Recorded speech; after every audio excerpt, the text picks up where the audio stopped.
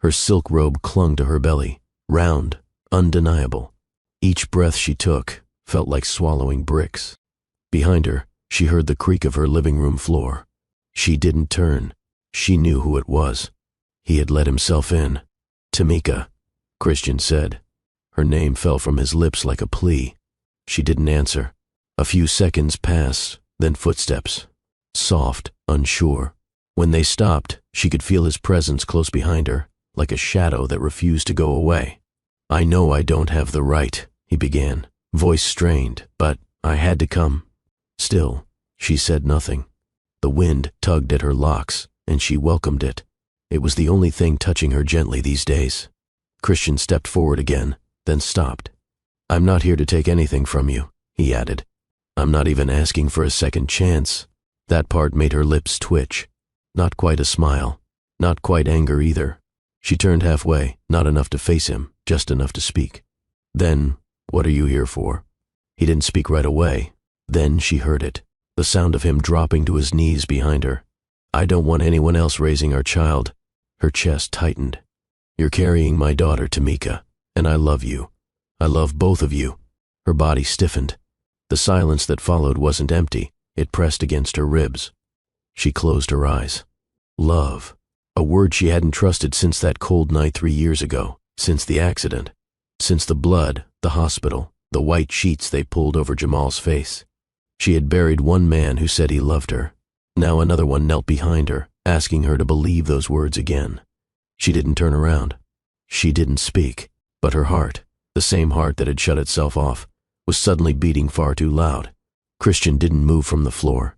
The quiet stretched between them, raw and thick, filled only by the hum of the city and the distant horn of a MARTA train rolling through the evening. Tamika stood frozen, not because she didn't know what to say, but because anything she said might crack the fragile wall holding her together. She turned slowly, arms folded across her chest like a shield. Her eyes landed on him, this man who had once held her with such care, now kneeling like he was the one broken. He looked up, face tired. "I couldn't stay away."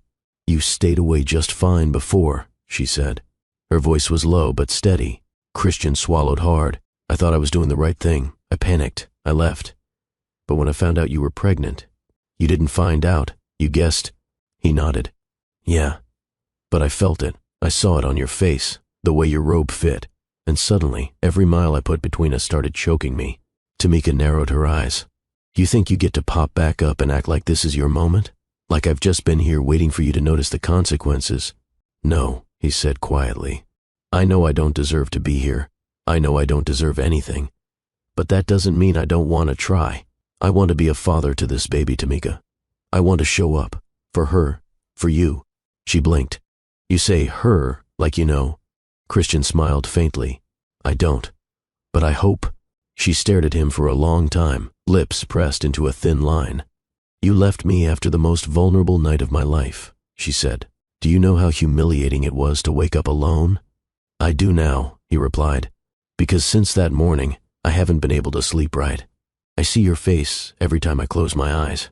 I think about what I did, what I didn't do, and I regret it every day." Tamika's arms dropped to her sides. Christian didn't rise. He didn't beg. He stayed on his knees, waiting. She hated how her chest clenched, hated how his words crawled under her skin and settled in places she thought had gone numb. Christian stayed quiet on the floor, eyes locked on hers like a man not asking for forgiveness, but waiting to earn it. Tamika turned her face toward the skyline. The sunset was almost gone now, replaced by the kind of dull twilight that made everything blur together. She needed that blur. It softened the memories. Her fingers traced the edge of her robe as she took a deep breath. "You don't get to kneel and make things right. I know. You don't get to love me when it's convenient. I don't." She glanced down at him again. His shoulders didn't move. His face didn't flinch. He just took it. And somehow that made it worse. Because part of her didn't want to see him like this. Not gentle. Not regretful. Not here. Part of her wanted to stay angry. Needed to. But the other part, that soft, stupid part that remembered his hand on her back, the way he whispered her name, into her neck, the way he pulled away when she said, "Wait," that part wanted to believe he meant every word. "I've been through too much," she said. I buried someone I gave everything to. I shut the world out for years. I opened the door once, and you vanished before sunrise." "I know," Christian said. "And I'm sorry. That's not enough. I'll spend the rest of my life proving it is." Tamika's eyes shimmered, but no tears fell. She had trained herself not to cry. It was the only power she had left after grief stole her softness. "You think love is the answer?" she whispered. "No," he said. "But I think presence is. I think showing up means something, even if I'm late." She looked away again. The breeze caught her locks, and this time she didn't fight the chill. In her stomach, the baby kicked, light but sure. A reminder. Pain and hope were wrestling inside her, one telling her to run, the other whispering, "Stay," and Tamika stuck in the middle. Couldn't trust either one. The baby kicked again. Tamika's palm moved instinctively to her belly, and just like that, her mind left the balcony, the sunset, Christian's voice, and returned to that day in Hartsfield-Jackson Airport. Gate 27. She hadn't wanted to talk to anyone. She was flying to Alabama to check on her mother, but everything about that day felt heavy. 3 years to the day since the crash, since the last "I love you" that Jamal whispered through cracked lips, since she felt like a woman. She wore sunglasses inside, not for fashion, but to hide the ache. Her hoodie was pulled low, her headphones in, signals to the world to stay out of her space. But then a man sat beside her, not just any man. Tall, white, a simple, expensive suit, clean shaven, no flashy watch, no cheesy grin, just a quiet presence. He didn't try to talk to her immediately. That was the first thing she noticed. The second was his scent, clean, like warm fabric fresh out of a dryer. Eventually his voice broke the silence. "Long day?" She didn't turn. "You could say that." He gave a short nod. "Mine too. First flight in years." Tamika glanced at him. "Why?" He paused. "Then, my sister died in a plane crash. I've been avoiding airports ever since." That stopped her. For the first time, she looked him full in the face. He wasn't handsome in the flashy way, but there was something solid in his eyes, like he meant what he said. "My husband died 3 years ago today," she replied. "Car wreck." Their silence didn't feel empty. It settled like an agreement, pain recognizing pain. Later, when the flight was canceled due to a storm, they ended up near the hotel bar. He didn't push. She didn't flirt. But when he asked if she wanted company, she surprised herself by nodding.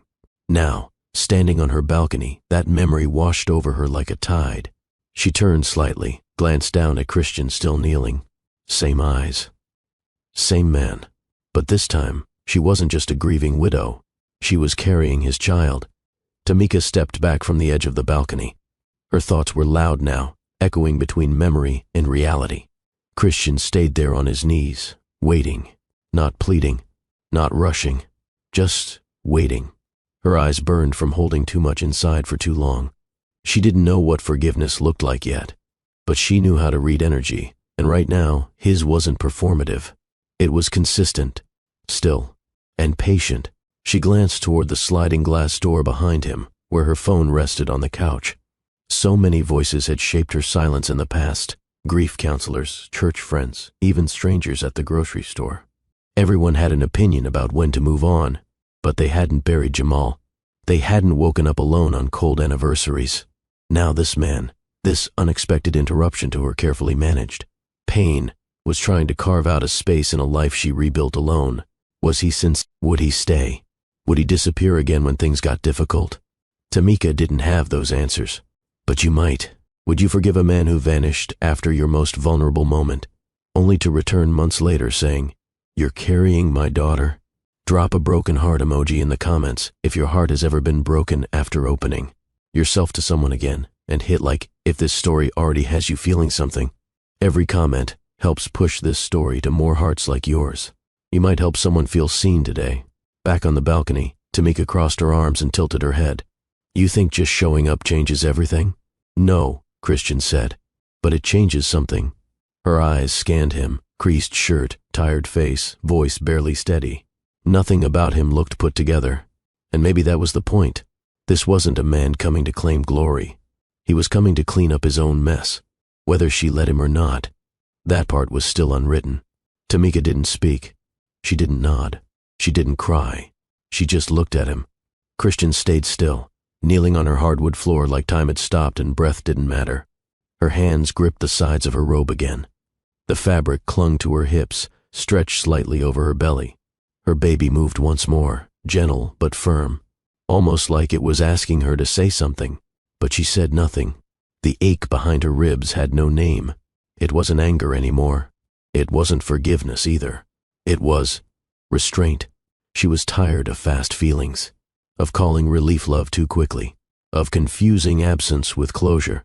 Christian stared back at her, chest rising slow, like he was scared even air might break this moment. A car honked in the distance. Somewhere, music played from a neighbor's open window, but between them, only silence remained.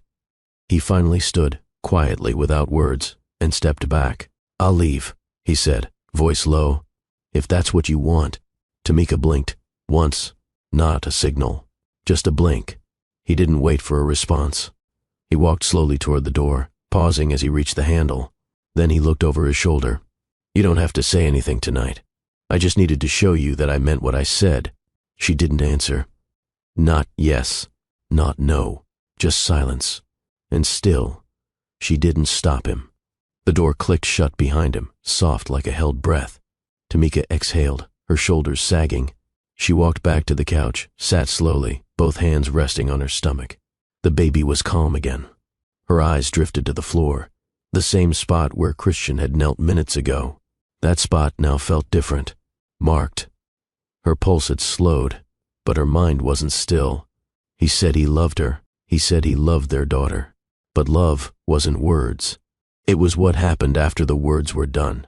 So she waited, not for him, for her heart to make up its mind, because tonight, for the first time in years, silence didn't mean nothing. It meant everything was about to begin. The wheels on Tamika's suitcase made a soft rattling sound as she dragged it through the terminal at Hartsfield-Jackson. She didn't look up at the smiling flight crew walking past her. She didn't return the friendly nods from families crowding into food courts. Her only focus was reaching gate 27 and sitting still until they called her flight. It had been a long morning already, and the day hadn't even started. Her sandals pinched her toes, and her hoodie clung to her skin, thanks to the humid Atlanta heat she'd just escaped. But the real weight wasn't the weather or the walking. It was the date. 3 years. Exactly 3 years today. She hadn't flown since the funeral.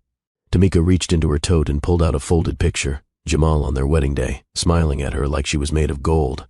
She held it for a second, then quickly tucked it away. The ache never eased. It just got quieter. But not today. Today, it screamed.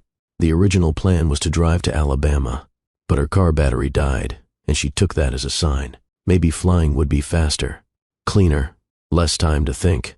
But thinking was all she'd done since she booked the ticket. Security took too long. She nearly broke down in the TSA line when a man complimented her eyes. It wasn't flirtatious, just kind. Still, it reminded her of Jamal's voice. He used to say, "Your eyes say everything before your mouth even moves." By the time she made it to gate 27, Tamika had nothing left. No words, no energy. She sat near the corner window, away from kids kicking their feet and couples arguing about carry-ons. Her sunglasses stayed on. She pulled her locks over one shoulder, and she tucked her hoodie tighter around her frame like armor. She opened a paperback she wouldn't read, plugged in earbuds she wouldn't use. She just needed to make it through the flight. She was already exhausted, and she hadn't even left the ground. Across the speaker system, a voice announced, "Flight 261 to Birmingham, now boarding in 1 hour. Delay due to incoming weather." Tamika let her head fall back against the seat and closed her eyes. Of course, a delay. Like the day hadn't taken enough already. Tamika kept her eyes closed, hoping that maybe silence could stretch time. She didn't hear him approach, didn't notice the shift in air or the soft footfall of expensive shoes. But she felt the pressure change when someone lowered themselves into the seat beside her. Her eyes opened behind dark lenses. Another seat was open on the other side of her. The terminal wasn't packed. Whoever this was had options. Yet here he was, close enough to smell like warm cotton and crisp laundry. Not cologne, just clean. She shifted slightly, subtly turning her body away. He didn't say anything.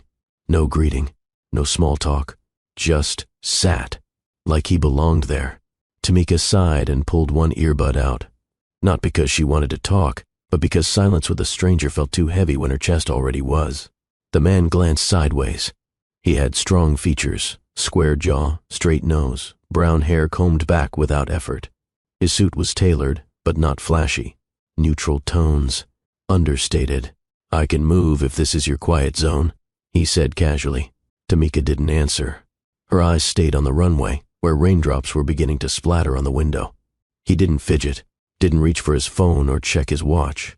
He sat like someone used to waiting, used to stillness. She gave him one glance from behind her sunglasses. "No offense," she said flatly, "but I'm not in the mood to make a new friend." He nodded. Understood. Most men would have taken that as a challenge, or a cue to try harder.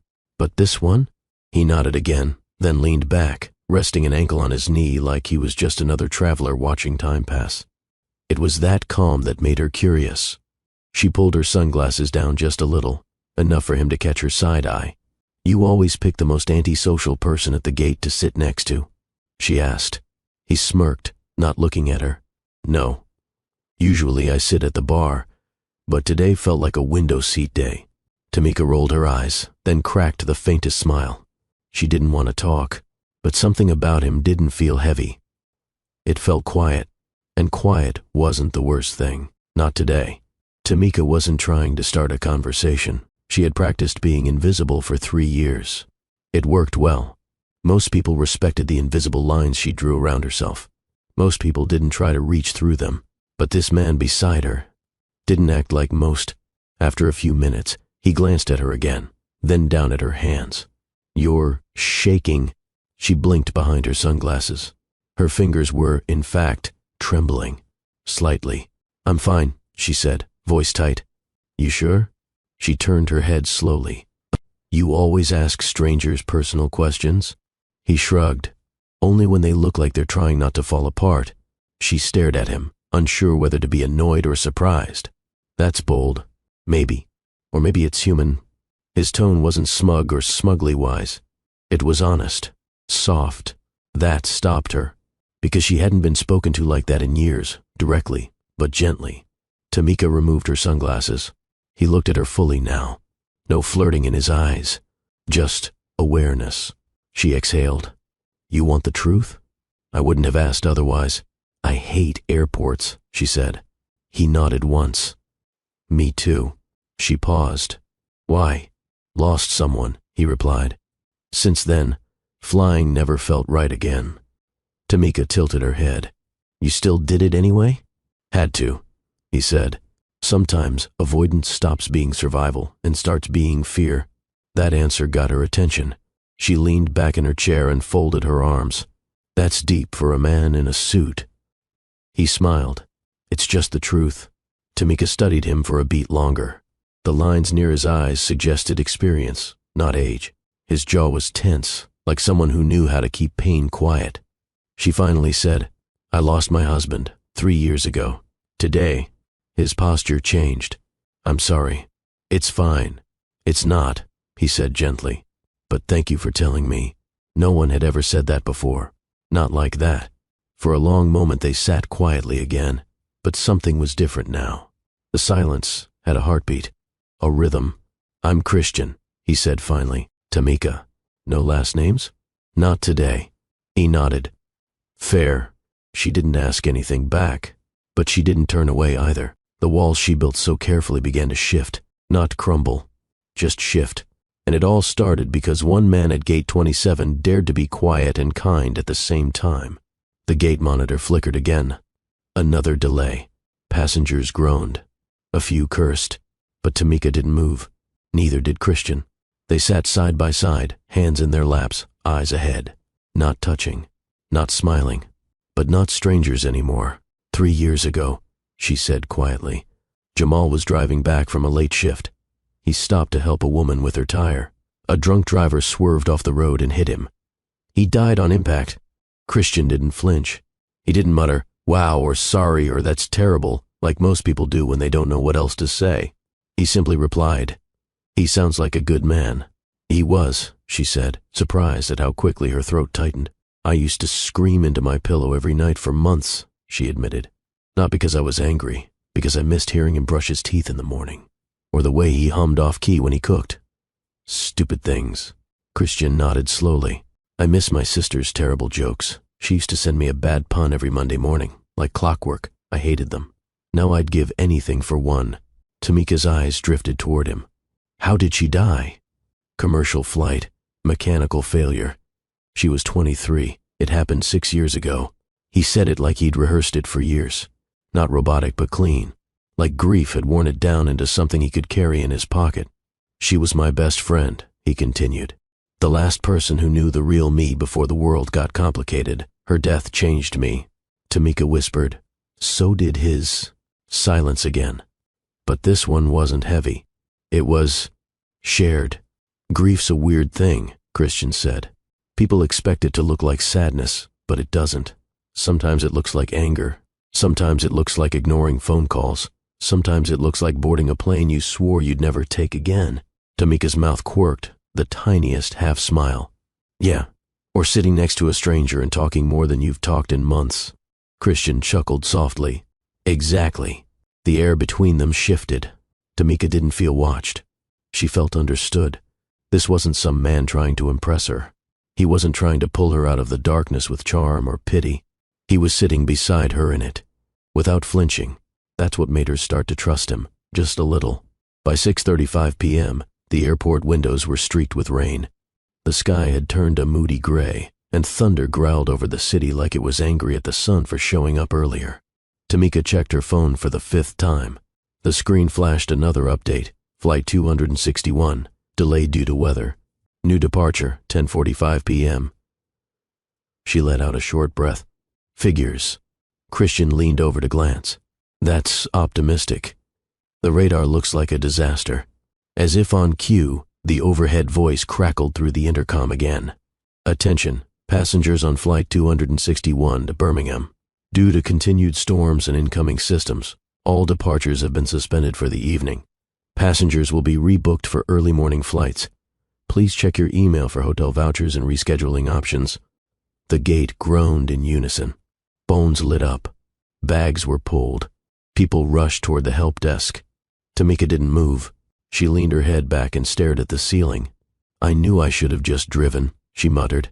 Christian stood, stretching. I guess we're neighbors for a little longer. She raised an eyebrow. Most stranded passengers get sent to one of 3 hotels the airline contracts with. If you're lucky, they don't stick you in a double with a broken lamp and a vending machine for dinner. Tamika managed a light scoff. I don't do vending machines. He smiled. That's why God invented rideshares. They walked together toward baggage services, only to find out her checked. Bag was stuck in system limbo and wouldn't be delivered until the next day. She exhaled sharply. Perfect. Christian offered her a water bottle while she argued politely with the clerk. When she finished, still empty-handed, he said nothing. Just walked beside her toward the shuttle area. You don't talk much, she observed. I talk when there's something worth saying. She looked at him. That's rare. They boarded the shuttle in silence. He took the seat beside her again, not too close, not distant either. The bus rocked gently as rain slapped the windows. The other passengers looked frustrated, tired, annoyed.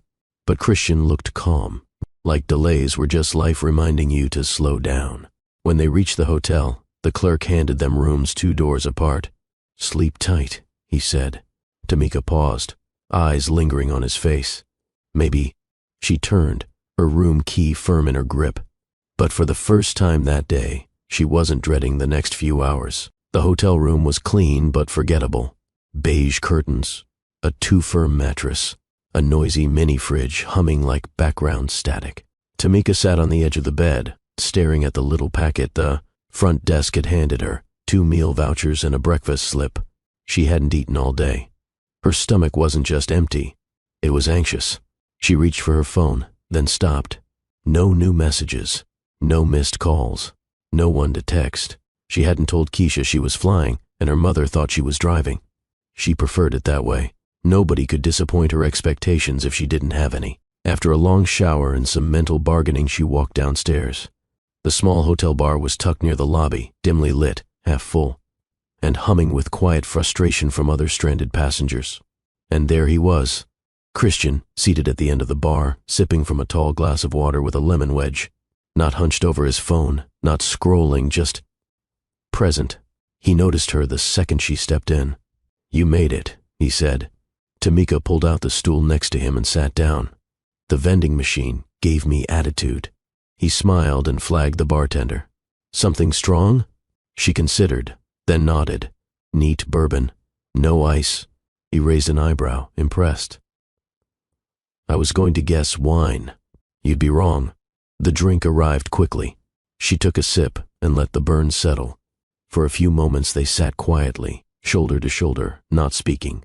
Then, out of nowhere, she said, "I haven't sat in a bar like this in 3 years, not since before Jamal passed." Christian didn't reply, just let her speak. "I used to come home, pour a glass, sit on the couch and wait for him to walk in the door, every day, like routine, like ritual." She looked down into her glass. "After the accident, I didn't touch liquor for 2 years. I thought if I stayed sharp, I could control the sadness." "Did it work?" She shook her head. "No. It just made me numb, but not in the way I needed." Christian listened, not interrupting once. "I hated being pitied," she said. "So I stopped showing pain." He tilted his head slightly. "You don't look like someone hiding pain. You look like someone who survived it." Tamika went still. For the first time in a long while, she didn't feel pitied. She felt heard. Tamika set her empty glass down gently on the counter. The warmth from the bourbon had spread through her limbs, relaxing muscles she didn't know had been tense. Christian hadn't asked questions she didn't want to answer. He hadn't given unsolicited advice. He just stayed. She glanced at him from the side. "Why are you being so calm about this?" "About what?" "About sitting next to a woman, unraveling in the middle of a hotel bar." Christian smiled. "You're not unraveling. You're talking. Same difference." He leaned forward, resting his elbows on the counter, but not crowding her. "Most people don't talk when they're falling apart. They pretend. You're not pretending." She didn't know how to respond to that. So she just said, "You don't talk like a man trying to get in someone's bed." "I'm not." "Really?" He looked at her, direct. "Really?" Tamika stared at the countertop for a moment.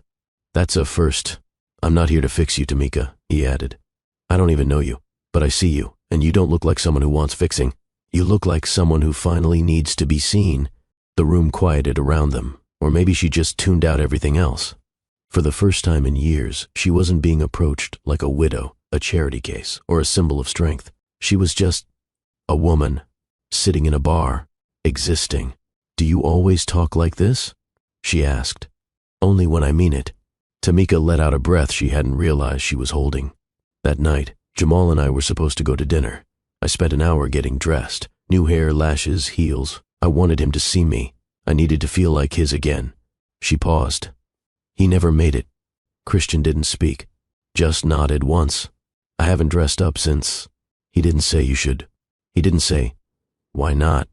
He just looked at her with a kind of softness that didn't carry pity or pressure. "If you ever decide to get dressed up again," he said, "I hope it's for you, not anyone else." Tamika turned to him. Her expression didn't give away much, but her eyes did. This man wasn't trying to win her. He was trying to understand her. And somehow, that was more intimate than any flirtation she'd ever known. The bar had thinned out. A few travelers lingered with half-drunk cocktails and tired eyes. The bartender had wiped down the counter twice, glancing at the clock like he was ready to close up.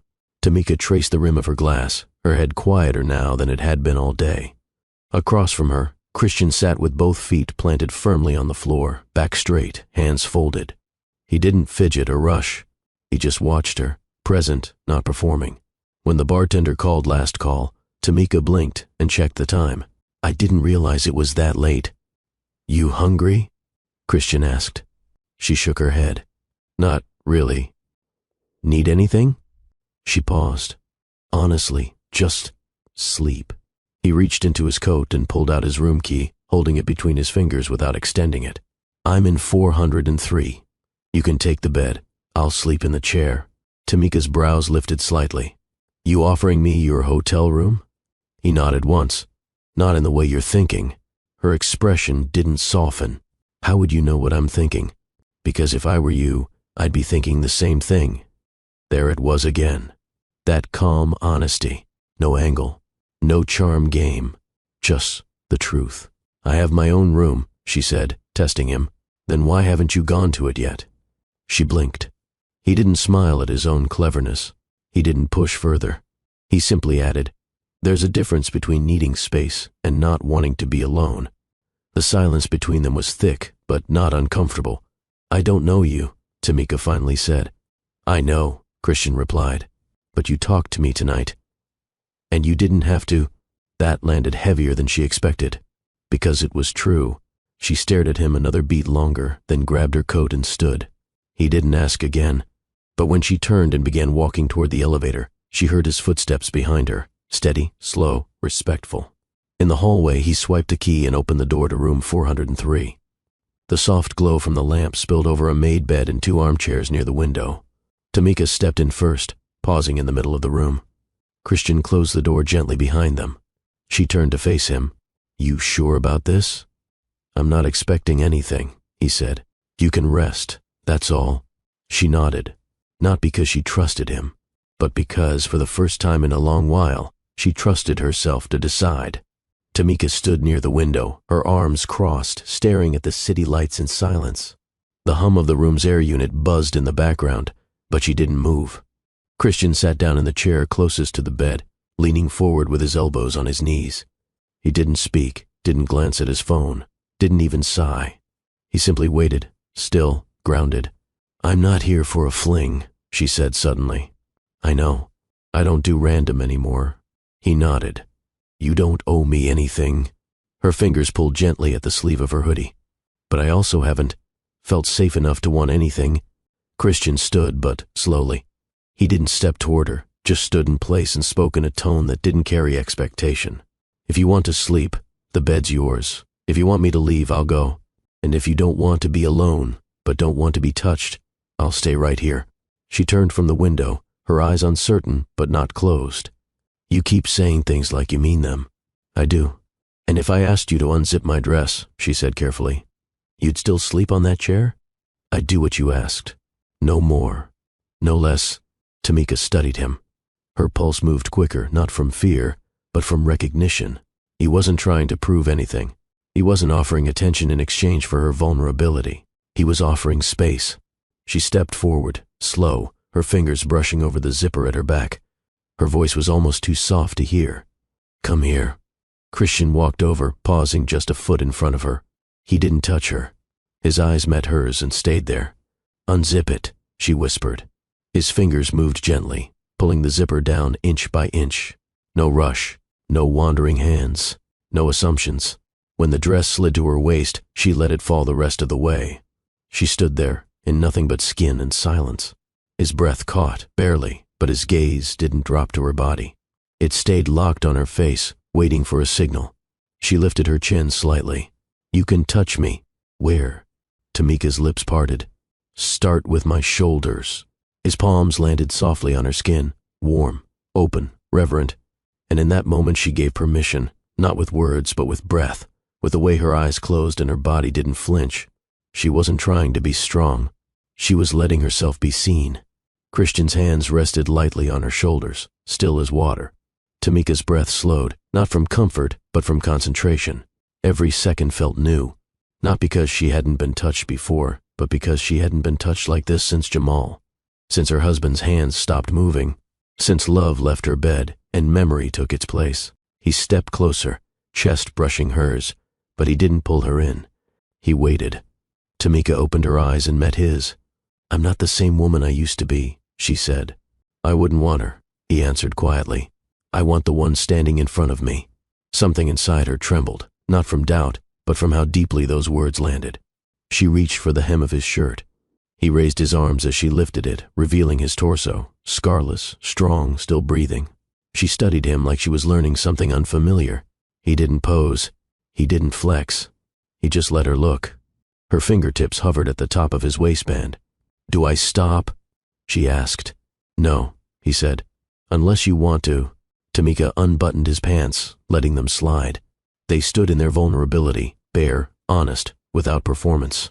The space between them closed as he took one slow step forward and pressed his forehead to hers. "You okay?" he whispered. "I don't know," she admitted. "Then we'll go slow." He picked her up, not in a showy dramatic lift, but in a way that said, "Let me carry what you're not ready to hold." He laid her on the bed, pulled the sheets over her legs and sat beside her. One hand gently traced the curve of her hip, not rushing anywhere else. Tamika placed her palm on his chest. "Kiss me." He did. Light at first, mouth to mouth. No hunger, no noise. Her arms wrapped around his neck, bringing him down with her. Their bodies aligned naturally, as if her curves were made for his frame. She inhaled sharply as he entered her, then stilled. He paused. "You okay?" She nodded, breath catching. "Don't stop." And he didn't. No sudden movements, no showmanship, no pressure to perform. Just two bodies remembering how to feel. For the first time since that hospital night, since holding Jamal's cold hand, Tamika let someone else inside her world. And she didn't run from it. Tamika's back arched beneath him, but not in urgency, more in surrender. Her body moved, but her mind stayed alert, present, aware of every breath, every brush of skin. Christian's rhythm wasn't fast or slow. It was steady, consistent, like he wasn't trying to impress her, like he was there to match her pace, not set it. She hadn't realized how tightly she'd been holding everything. Grief, anger, silence, until now. Her hands gripped the sheets beside her head. Her legs wrapped around his waist, not to pull him closer, but to keep herself grounded. It wasn't lust pulling her into this moment. It was memory of what it felt like to be held, to be touched and not reduced, to be seen and not pitied. Christian kissed her cheek, then her jaw. "You're still here," he whispered, breath warm against her skin. "You didn't disappear." She blinked fast, trying to stop it. But it came anyway. The tears. First one. Then 3. Then more than she could count. She didn't sob or shake. She just wept. Quiet and still. Christian felt the shift. He stopped moving but didn't pull away. His forehead rested gently against hers. Tamika's voice broke. "I didn't think I'd ever feel this again." "You don't owe me anything," he whispered. "I'm not giving you anything," she whispered back. "This is mine. It's just the first time I've let it live again." Her tears slipped into her hairline, onto the pillow, into the space between their bodies. He kissed the corner of her eye. "You're safe." She cried harder. Not because she was hurt, not because she regretted it, but because her body, after 3 long years of distance and numbness, had finally remembered what it felt like to be human again. Alive, desiring, touched without demand. Her heart thudded against her chest, matching his, both wild and calm all at once. She looked up at him, eyes blurry. "Thank you." Christian shook his head. "You don't thank someone for showing up." Tamika exhaled through her mouth, long and slow. And when he began moving again, she didn't hold back. Not her hands, not her voice, not her heart. It wasn't about climax. It was about permission. To feel, to ache, to be soft again without guilt. And as she came undone beneath him, she didn't cry from pain. She cried from the quiet joy of remembering she wasn't dead inside anymore. The sun peeked through the heavy curtains, casting faint lines across the white sheets tangled around Tamika's legs. She stirred slowly, her body still sore in places she hadn't felt in years, not from discomfort, but from movement that came with trust. For a few moments she didn't open her eyes. She just lay still, her palm resting on the pillow beside her, where his head had been hours before. The sheets were still warm. The night replayed in flashes, the soft rhythm of his voice, the weight of his body against hers, the way he never rushed, never grabbed, never asked for more than she gave, and the way her walls fell, one permission at a time. Tamika smiled faintly, then rolled over to face the window, letting the light brush her skin. She reached out toward the nightstand, fingertips searching for her phone. But instead, she touched nothing. The space beside her was empty. She turned fully. No shirt tossed over the chair. No shoes near the door. No Christian. The bed was only wrinkled on one side. The other side looked untouched. She sat up slowly, her heart picking up speed, not panic, not fear, just a dull rising unease.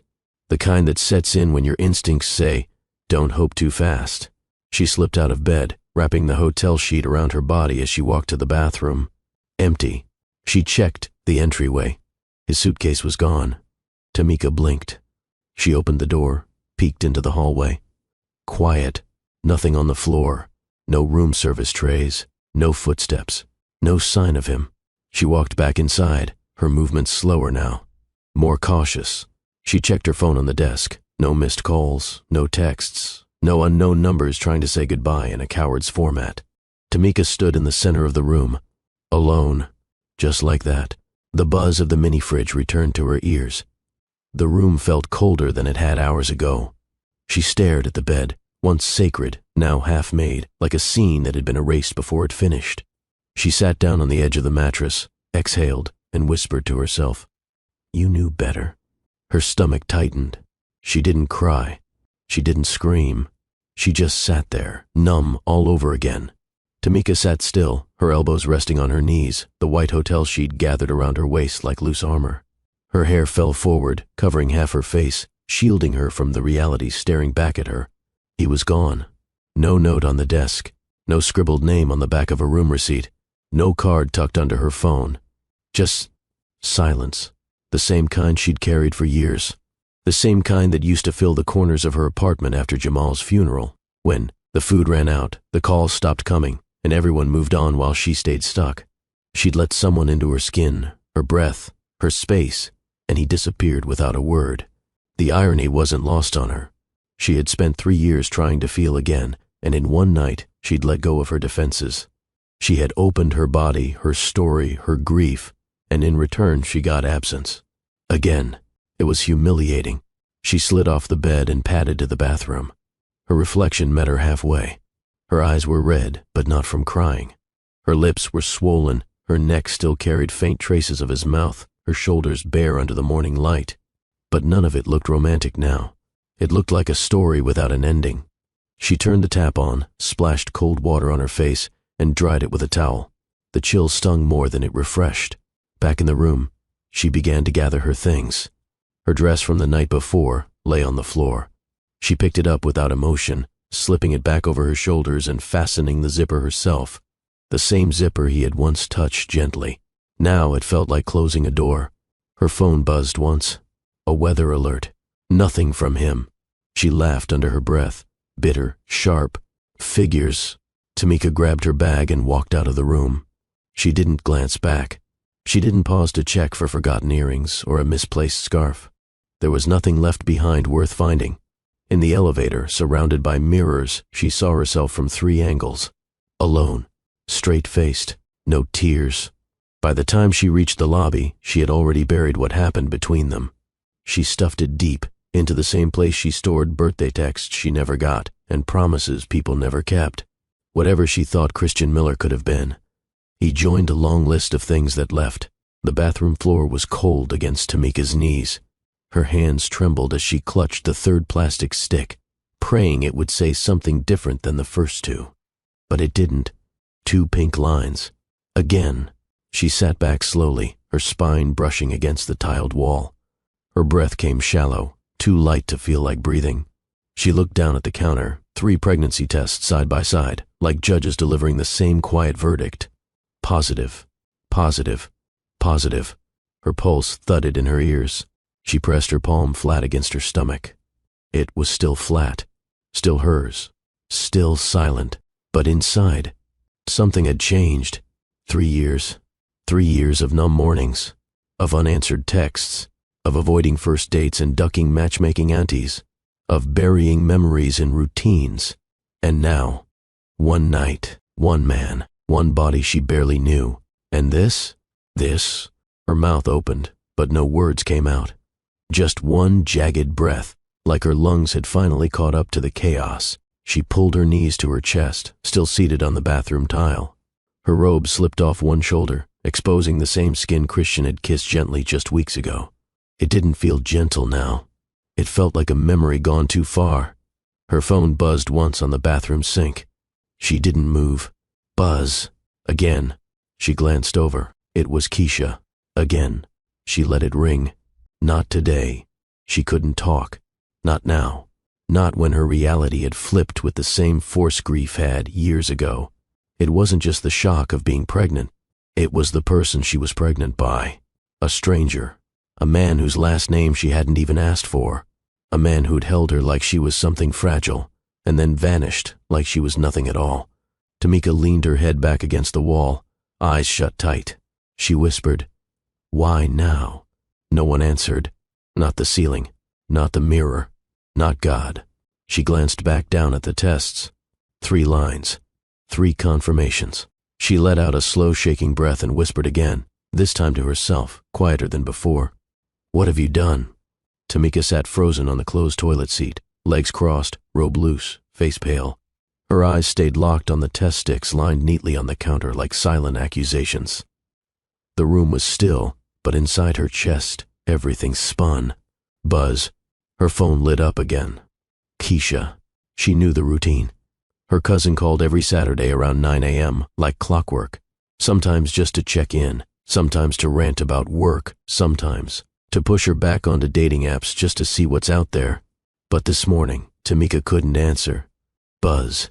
She watched the screen light up and fade. Light up. Fade. Let it go to voicemail. Her fingers stayed limp in her lap. Her body felt heavy. Her heart beat with no rhythm, just anxiety. Buzz. Voicemail again. She knew what would happen next. Keisha would text, followed by voice notes. Probably with a few hellos? In between. Tamika pulled the robe tighter across her chest and leaned forward, elbows on her knees, palms pressed against her forehead. Buzz. New text. "You alive? It's been 3 days since I heard from you." She closed her eyes. Her breath came in shallow bursts. "Girl, I'm pulling up if you don't respond." Another buzz. "And don't play. I know you ain't at that job today. You off." Tamika dropped the phone beside the sink and stood slowly, her knees stiff from sitting on the tile too long. She moved like she was made of bricks. Her body wasn't sore, but it wasn't relaxed either. She opened the cabinet under the sink and shoved the test boxes deep inside, hiding the packaging like that could erase the result. The tests themselves? She wrapped them in tissue and dropped them into the small trash can by the door, then paused. It didn't feel right, like she was trying to cover a crime she hadn't committed but couldn't explain. Buzz. Another text. "One more message, and I'm showing up with a frying pan and holy oil. Don't try me." Tamika exhaled and looked at herself in the mirror. Her hair was messy. Her eyes were tired. Her lips were dry. She looked worn. Buzz. Her fingers hovered over the screen, but she didn't open the messages, didn't type anything back. Instead, she turned off the phone, placed it face down on the bathroom rug, and sat on the edge of the tub. The world could wait a little longer, because Tamika wasn't ready to explain what she didn't fully understand yet. By 11 a.m., the knocking started. Not the polite kind either. 3 loud bangs followed by a sharp voice. "Tamika, open this door before I call Mama and tell her you died in the bathtub." Tamika sat on the living room floor, back against the couch, knees hugged to her chest. She stared at the television, which was turned off. She hadn't moved since leaving the bathroom. Bang. Bang. "You got 3 seconds before I embarrass both of us in front of your neighbors." A pause. Then 1. Tamika sighed and stood up slowly. 2. She unlocked the deadbolt, then the chain, and opened the door. Keisha stood there in bike shorts, a hoodie, and bonnet still on. No makeup, no filter, just full concern and suspicion on her face. Keisha didn't wait for permission. She pushed the door open and walked right in. "What's wrong with you? I've been texting like I don't know your address." Tamika shut the door behind her, lips pressed tight. Keisha tossed her purse on the table and turned to her. "You sick? Depressed? On meds again?" Tamika shook her head once. "You pregnant?" Silence. Keisha blinked. "Oh my God. You're pregnant." Tamika walked past her and sat back down on the floor. Not dramatic, not defeated, just quiet. Keisha followed and stood over her. "Stop playing. Say something." Tamika looked up, her voice dry. 3 tests. Keisha's mouth dropped open. "You serious?" Tamika nodded slowly. "By who?" Tamika didn't answer. Keisha sat beside her. "You didn't even tell me you were seeing somebody." "I wasn't," Tamika said, eyes focused on the floor. Keisha leaned back like she'd been slapped. "Girl, stop. You mean to tell me you got touched after 3 years of Ghost Town and didn't tell me a single thing? I didn't plan it, Tamika muttered. Oh, so it just happened? What, you tripped and fell into somebody? Tamika shook her head and covered her face with her hands. Her voice cracked. It was one night. Keisha stared. Okay, now I need names, numbers, locations, because I swear I don't even have his number.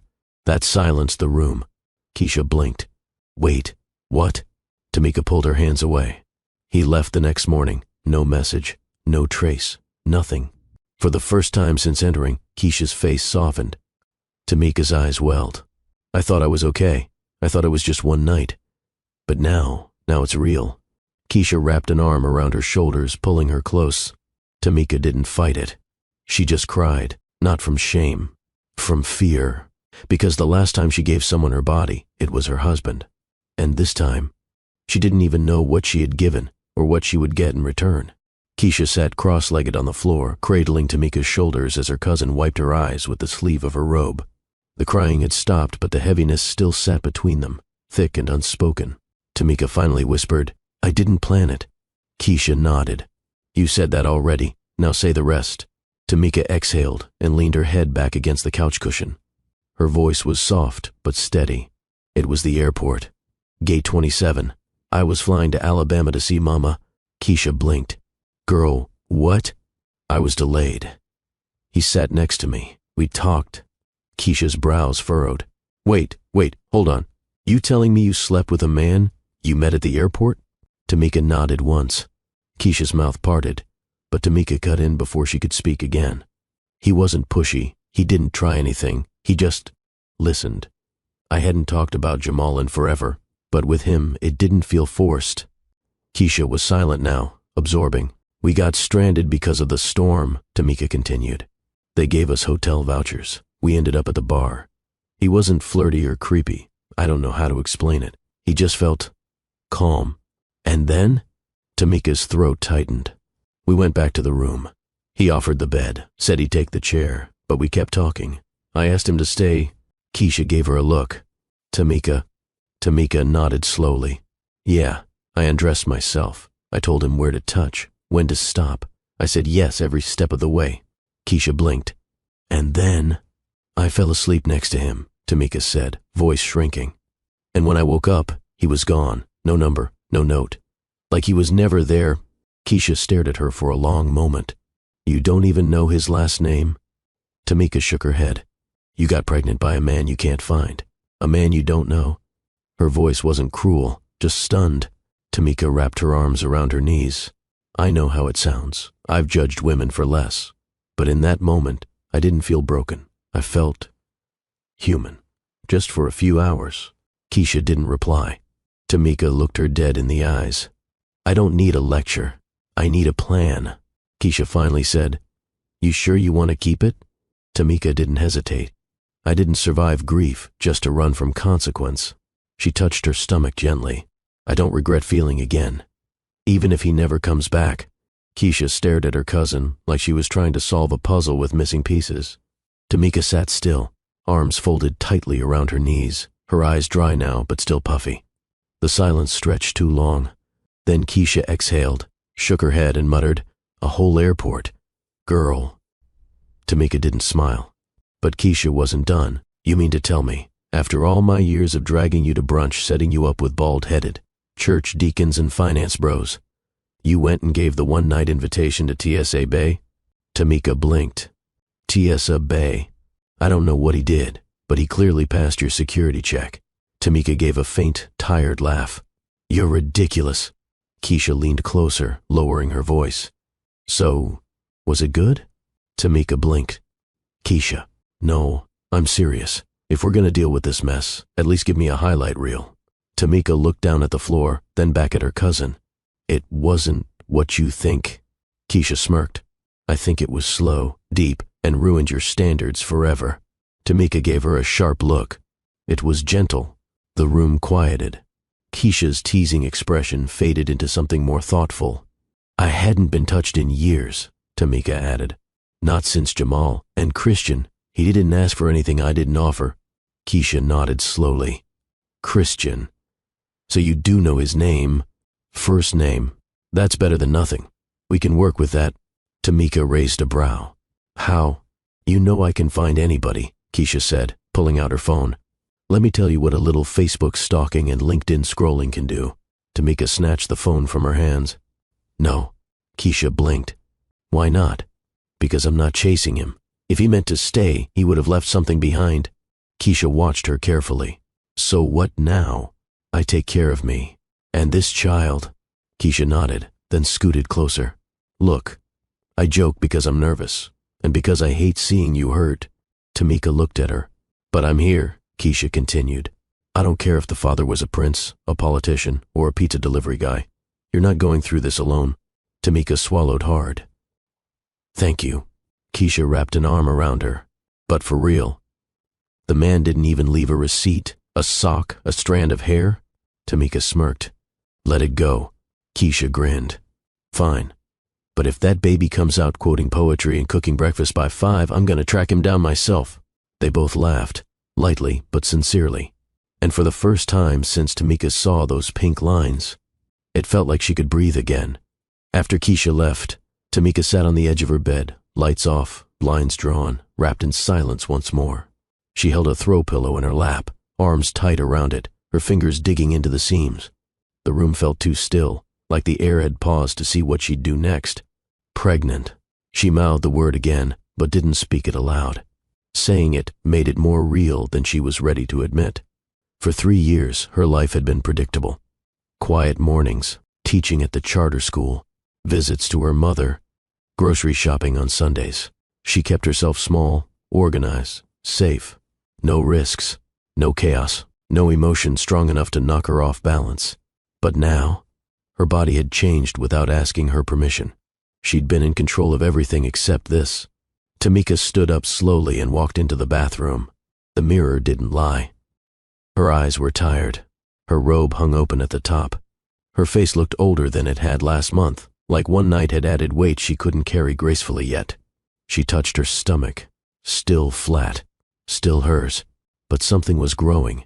She let out a long breath, leaned her palms on the sink and whispered, "What am I doing?" No answer, just the soft ticking of the wall clock and the rush of plumbing from the apartment upstairs. She hadn't imagined this moment. Not like this, not alone, not trying to figure out prenatal vitamins and health insurance while also wondering if the man who changed everything even remembered her name. Tamika turned and walked back to her bed. She laid down slowly, her hand resting lightly on her belly. What if she couldn't do this? What if she wasn't ready to be a mother without a partner? What if people judged her, whispered behind her back? But deeper than the fear was another voice.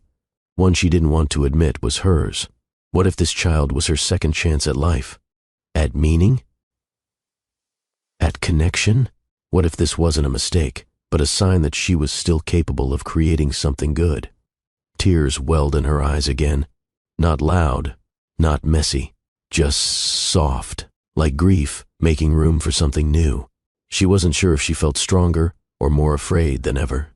All she knew was silence used to feel like protection. Now it felt like loneliness wrapped in echo.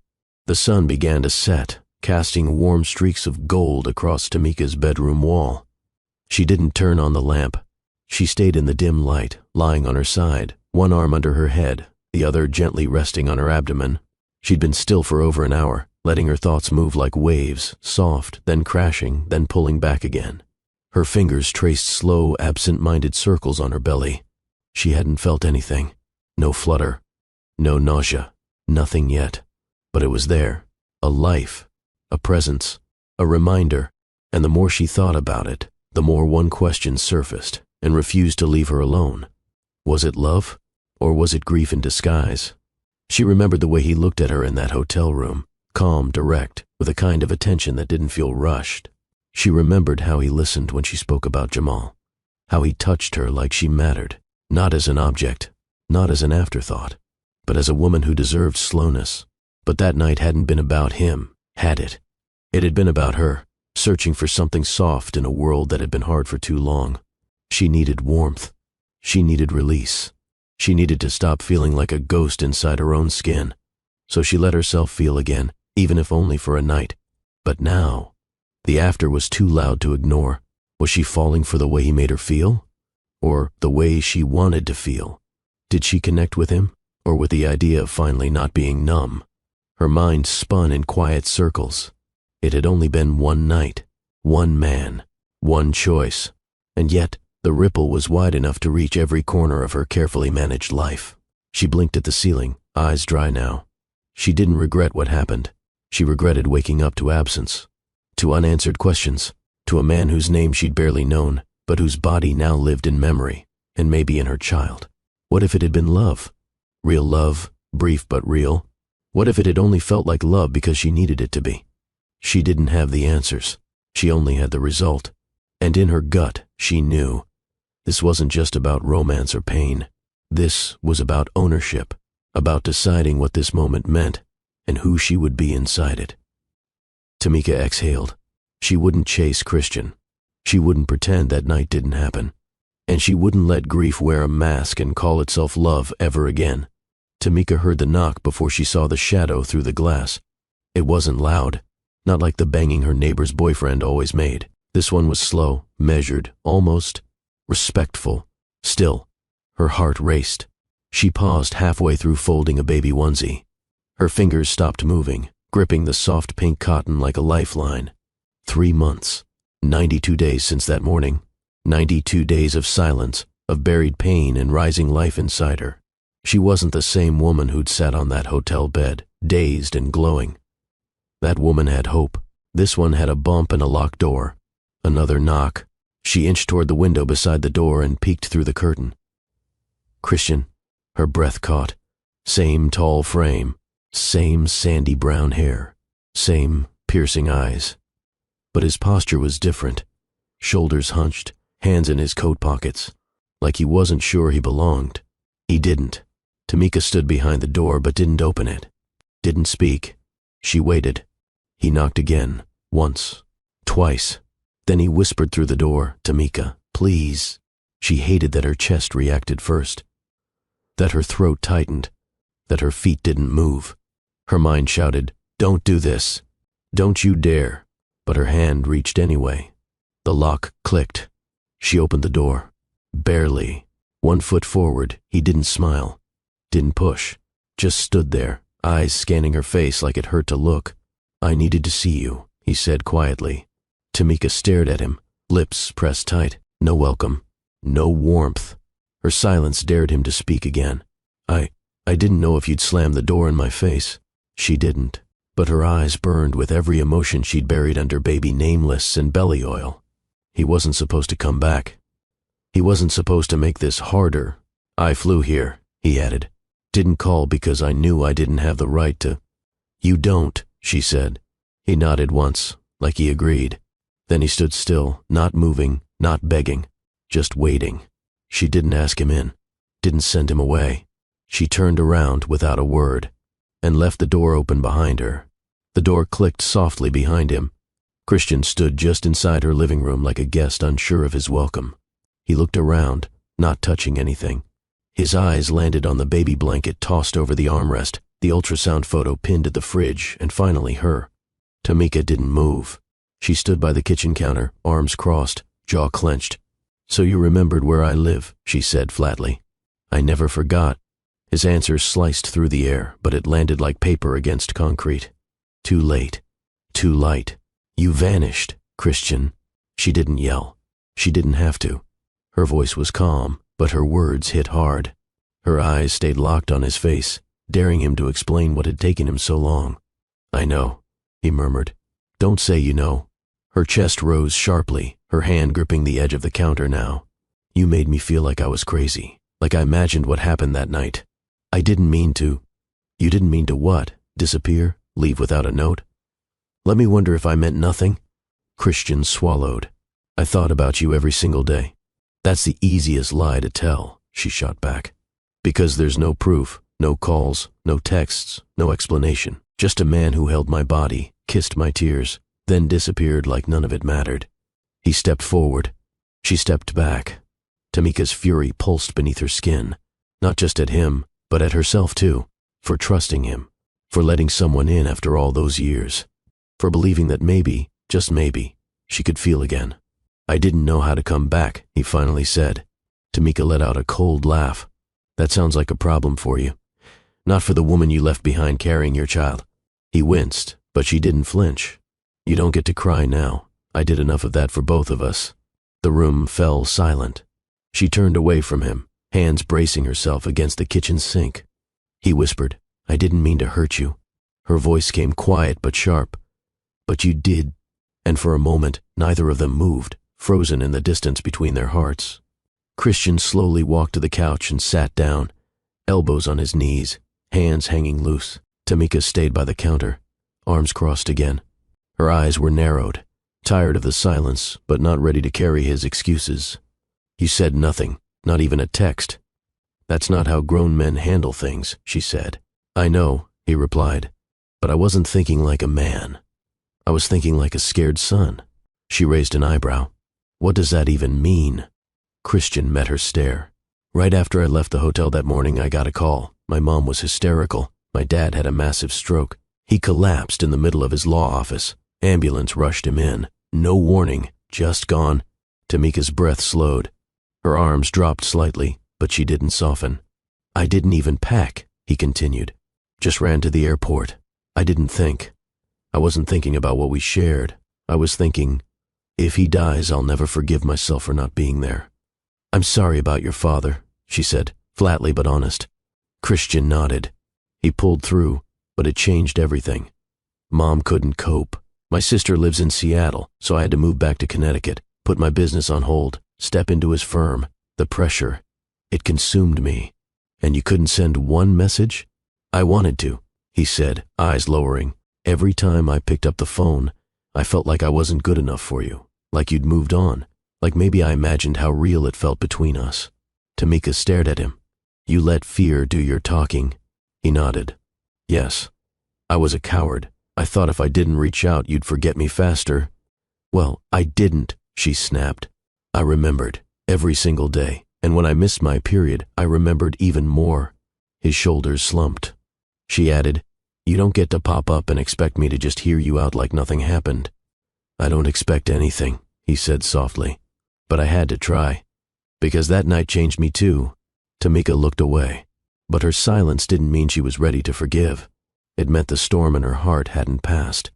Tamika leaned against the fridge, her arms crossed again. She wasn't ready to cry, but her eyes were burning. "Do you know how many nights I waited for a message?" she asked quietly. Christian looked up, guilt deepening the lines in his face. "I'd look at my phone," she continued, refreshing an inbox that stayed empty. "You didn't block me. You didn't die. You just disappeared." "I know," he said, barely audible. "No, Christian, you don't know," she snapped. "Because if you did, you wouldn't have let me carry this baby thinking I meant nothing to you." He stood. "That's not what it was." "Then what was it?" she barked. "What excuse makes it okay to vanish after something that personal?" He opened his mouth, then closed it. He ran a hand through his hair, frustrated with himself. Finally, he met her eyes. "I didn't think I deserved you." She blinked. "What?" "I thought it was too good to be real," he said. "You're strong, kind, honest. I felt like I borrowed something pure for one night, and when morning came, I panicked. I convinced myself you were better off without me." Tamika looked away, jaw tight. Christian stepped closer, but kept a safe distance. "That night, you weren't just someone I slept with. You reminded me what it felt like to breathe again. Then why punish me for that?" she said, her voice shaking. "Why let me walk around with a child, thinking his father was just a moment of weakness?" "I was weak," Christian admitted. "I made it worse trying to protect myself from rejection." Tamika let out a bitter laugh. "So ghosting me was your way of protecting yourself?" His face dropped. "It was selfish. I'm not asking for a pass." "No, you're not," she replied, stepping toward him. "You're asking for the chance to pretend it didn't happen like this." "But I can't." He nodded, defeated. "I just want you to know the truth." She studied his face, raw, tired, sincere. Tamika didn't soften, but for the first time since his return, she let herself listen. Not forgive, not yet, but listen. The apartment fell into heavy silence. Tamika turned from him and walked to the couch. Her hands rested instinctively on her growing belly as she sat down slowly. She didn't plan to hide it anymore. Christian's eyes followed her. It was the first time he noticed her shirt stretch over the slight curve of her stomach. He blinked, mouth parting. His voice dropped. "Tamika, are you?" She met his stare. Calm, steady, pregnant. His throat moved as he swallowed. "How far?" 5 months.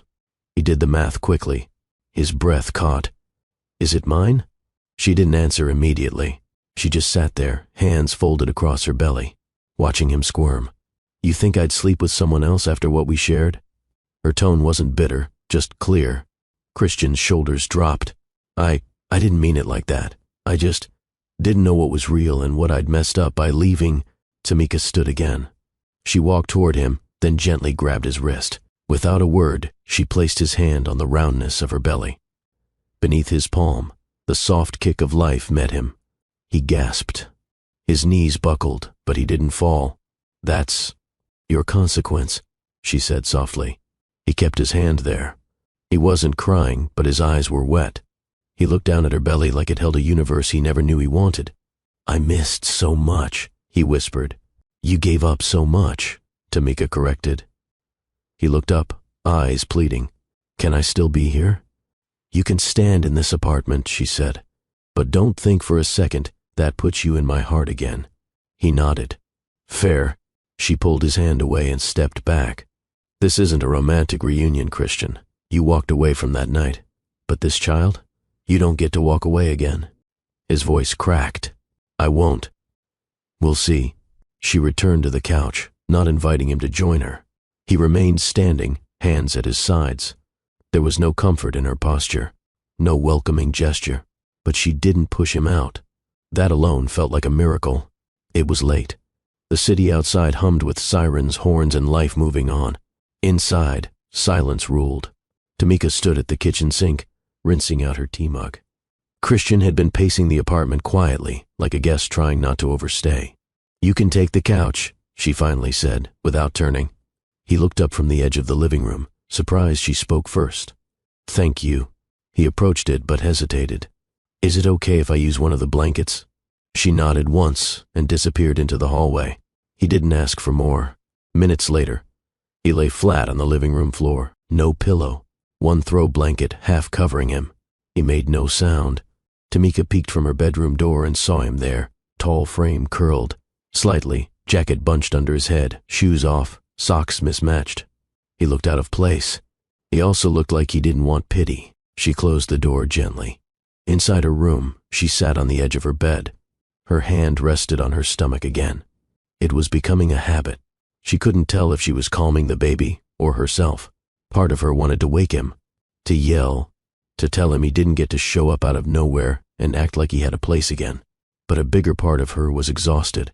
She remembered that morning in room 403. The quiet he left behind, the ache. Now he lay on her floor like a man stripped of ego. She turned off her light and lay down, still wearing her hoodie and socks. Sleep didn't come easy. Neither of them slept much that night. By morning she found him sitting up, rubbing his eyes, already dressed. "You didn't have to sleep on the floor," she muttered. He gave a small shrug. It felt right. She didn't respond. Instead, she went to make tea. He didn't try to hug her, didn't push for answers. She didn't soften, didn't forgive, but she didn't ask him to leave. And that silence between them, it wasn't peace. It was the beginning of something unfinished. Christian didn't ask questions. He didn't try to hold her or kiss her. He didn't even sit too close. He just moved around the apartment like a quiet echo, never in the way, never too much. Each morning she'd wake up to the smell of breakfast, nothing heavy, just eggs and toast or oatmeal with cinnamon. Dishes were done before she noticed. Trash was taken out. Her mail was sorted neatly on the kitchen counter. He wiped down counters, reorganized her cabinets without touching anything she might need urgently. She'd catch him folding laundry he didn't wear, ironing clothes he'd never put on. He was everywhere, and yet she could breathe. There was no pressure, no suggestion of getting back together, no expectations. She thought she'd hate it, thought it would feel invasive. But Christian moved with intention, not pity. He'd watch her from across the room, waiting for her to speak. But when she didn't, he went back to vacuuming, checking the sink, reading quietly on the couch. No forced conversations, no judgment. She tested him, left her cravings in plain sight, pickle jars, sour candy, frozen grapes. He stocked up on every single one without a word. One evening she saw him scraping gum off the bottom of her porch steps, soaked from rain. She opened the door just slightly and stared. "You're doing too much," she said, flatly. "I'm doing what I should have done," he replied, wiping sweat from his brow. "Showing up. Staying." Tamika didn't respond, but something shifted. She noticed how he left her tea the exact way she liked it, mint leaves, not a tea bag. She noticed how he didn't touch her phone or peek at her journals, even when they sat out in the open. He respected her space, and that annoyed her more than if he had crossed a line, because it forced her to see him for what he was, present, consistent, and undeserving of how much she still wanted to hate him. He even avoided using the bedroom. He slept on the couch, every night, tucked under the same throw blanket he once teased her for keeping. The same blanket her late husband had bought her on their 3rd anniversary. Christian said nothing about it. She couldn't ignore it anymore. He wasn't pretending. He wasn't manipulating. He was just there. But Tamika still didn't say thank you. She wasn't ready for forgiveness. She wanted to see if he'd stay anyway. Tamika came out of the shower one afternoon, her towel wrapped tight around her belly. As she reached for lotion, she froze. Christian's voice drifted softly from the living room. He wasn't on the phone. He was reading. And babies at this stage can hear sounds, familiar voices, heartbeats, music, even laughter. Tamika peeked around the corner. He sat on the floor, his back resting against the couch, one leg stretched out, the other bent. A worn parenting book sat in his lap, his fingers holding the middle pages open. Her belly lotion fell to the floor, forgotten. "I don't know if you'll like books," he said to her stomach, unaware she was listening, "but I hope you like breakfast. Your mom eats cereal 3 times a day." Tamika's chest tightened. She stepped back quietly and pressed herself against the wall. "You should also know," Christian continued, "your mom's laugh, it's loud, like make the whole room stop loud. But she hasn't used it much lately." Silence. He sighed. "But we're gonna change that." He flipped another page, then began describing how to prepare for newborn sleep cycles. He didn't sound robotic or rehearsed. He read like it mattered, like her baby already had a father in the room. This wasn't for show. He didn't know she was listening. That made it worse. Or better. She didn't know yet. That night, she walked into the living room and saw 3 more books stacked beside. The couch, titles about Black fatherhood, baby nutrition, first-year bonding. Post-its stuck out like flags from each chapter. He'd highlighted passages in yellow, not blue, not green. Yellow, just like Jamal used to when reading medical journals. She sat across from him, said nothing. He raised his eyes from the page. "Too much?" "No," she answered quietly. "Just surprising." Christian nodded, closed the book, and didn't push further. He never asked to touch her belly, never assumed a right to be part of it. He just kept showing up with actions, not apologies. Days later, she walked past the couch and felt her daughter kick hard. Tamika stopped in her tracks. Christian noticed her hand fly to her side. "Was that her?" he asked, voice low, reverent. Tamika didn't answer, but she looked at him longer than usual. He smiled. "She's strong." Tamika stared at his hands. The same ones that had held her once. The same hands that vanished. She walked away without a word, but her steps were slower, her heart less guarded. Tamika didn't smile when he made breakfast. She didn't thank him when he folded her laundry. She barely said goodnight when he took the couch for the 4th week in a row. But she watched. From the hallway mirror, she saw him wipe down the kitchen sink after she left crumbs. From the bedroom door, she caught him brushing dust off the crib that still hadn't been built. One night, she overheard him on the phone with his mother. "No, she hasn't forgiven me. I'm not rushing her. I'm just here. I'm not leaving this time." He didn't know she was standing on the other side of the door. Tears filled her eyes, but she blinked them back before going to bed. In the mornings, she noticed the way he'd quietly refill the humidifier in her room. At lunch, she realized he always left her the larger serving. At night, when she tossed and turned, he never asked questions. He just turned the volume down and let her be. She was cold, sharp, guarded, but not blind. She heard him groan in pain after helping carry groceries. His back was clearly strained. Yet he never said a word. He never asked her to notice. She did. Tamika tested him sometimes. Left dishes out, ignored the mail, purposely dragged the garbage bag to the door and left it. By morning, it was always gone. He was soft-spoken around her now, careful not to talk too much, but never too little. When she seemed overwhelmed, he'd quietly retreat. When she looked tired, he'd leave water on the table. Tamika hated how consistent he was, because it chipped at her walls. Every kindness made it harder to cling to resentment. Every act of quiet service made her pain less sharp. One day she heard the door slam harder than usual. She found him pacing in the driveway, face red, hands clenched, silent rage boiling in his shoulders. She didn't ask what happened. He didn't tell her. But an hour later he came back inside and resumed reading to her belly, as if nothing had broken inside him moments before. That night, she whispered to herself, "He's not who he was." Then she added, "But I'm not either." Her heart wasn't ready to open yet, but the lock was looser. The rain came down like it hadn't in weeks. Thunder rolled through the sky, low and heavy. Tamika sat in the living room, legs curled beneath her, a blanket draped over her knees. The power had flickered twice, but she didn't move. The storm didn't scare her. It never had. Christian entered quietly. He held 2 mugs of peppermint tea, placed one on the table beside her, then sat across the room. He didn't speak. She sipped slowly, her eyes fixed on the glass. Water streamed down it like tears on a cheek. "Do you want to know what happened to him?" she asked, her voice low. Christian didn't move, but his eyes lifted to hers. "Only if you're ready." Tamika exhaled through her nose. It was supposed to be a regular day. He went to the grocery store and never came back. She paused. There was a crash. Drunk driver ran a red light, hit him so hard the doctor said he didn't feel anything. Instant. Christian didn't interrupt. I didn't believe them at first. I called his phone every hour. I even cursed at his mother, thinking she was hiding him from me. I blamed her, blamed everyone, even God. Another pause. They let me see the body. I stood there for an hour, just staring. I couldn't cry, couldn't move. A bolt of lightning lit up the room. Her face looked like stone. I went home and laid in our bed for 3 days. No food, no shower, no calls. I didn't want to die, but I didn't want to live either. It felt like someone had turned off the world. Christian tightened his grip around his mug.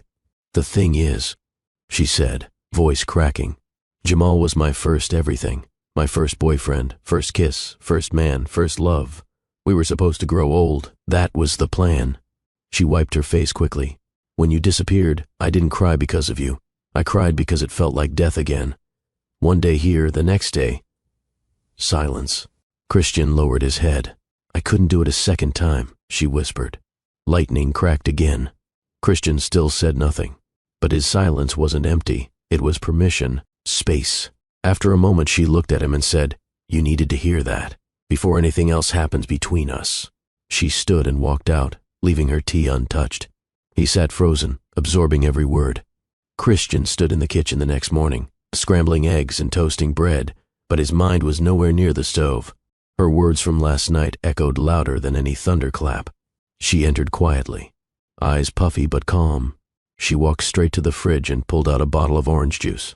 "Didn't sleep," she said flatly, not looking at him. "I know," he replied, matching her energy.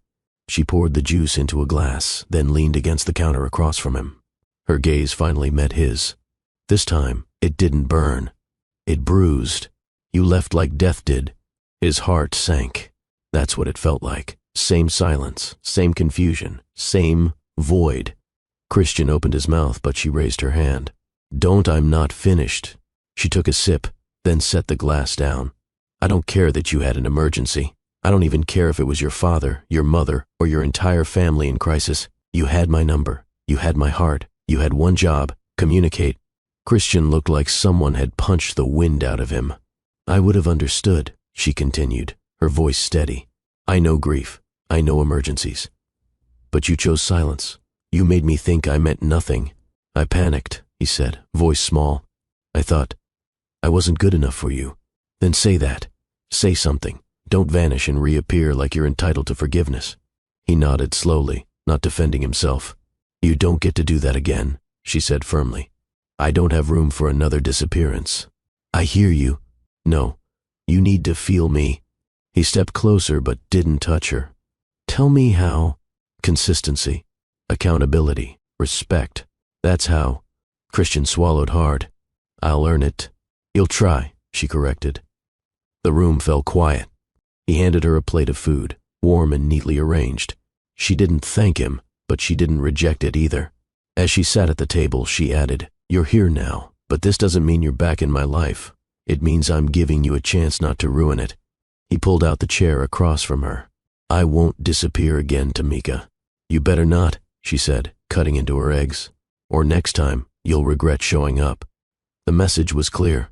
She was no longer broken. She was setting rules. And for once, Christian was ready to follow. Tamika didn't speak much that day, but her silence wasn't hostile. It was intentional. After dinner, she walked past Christian, her steps slow, controlled. He was on the couch reading a book on fatherhood again, legs stretched out, glasses on. She paused at the hallway. You coming? She asked, soft but firm. He blinked, then stood. To the room? To my space? She didn't wait for his answer. When he stepped into the bedroom, he found her standing by the window in a long cotton robe, the kind she used to wear when her walls were still up. But tonight, her stance was different. Her arms weren't crossed. Her back was straight.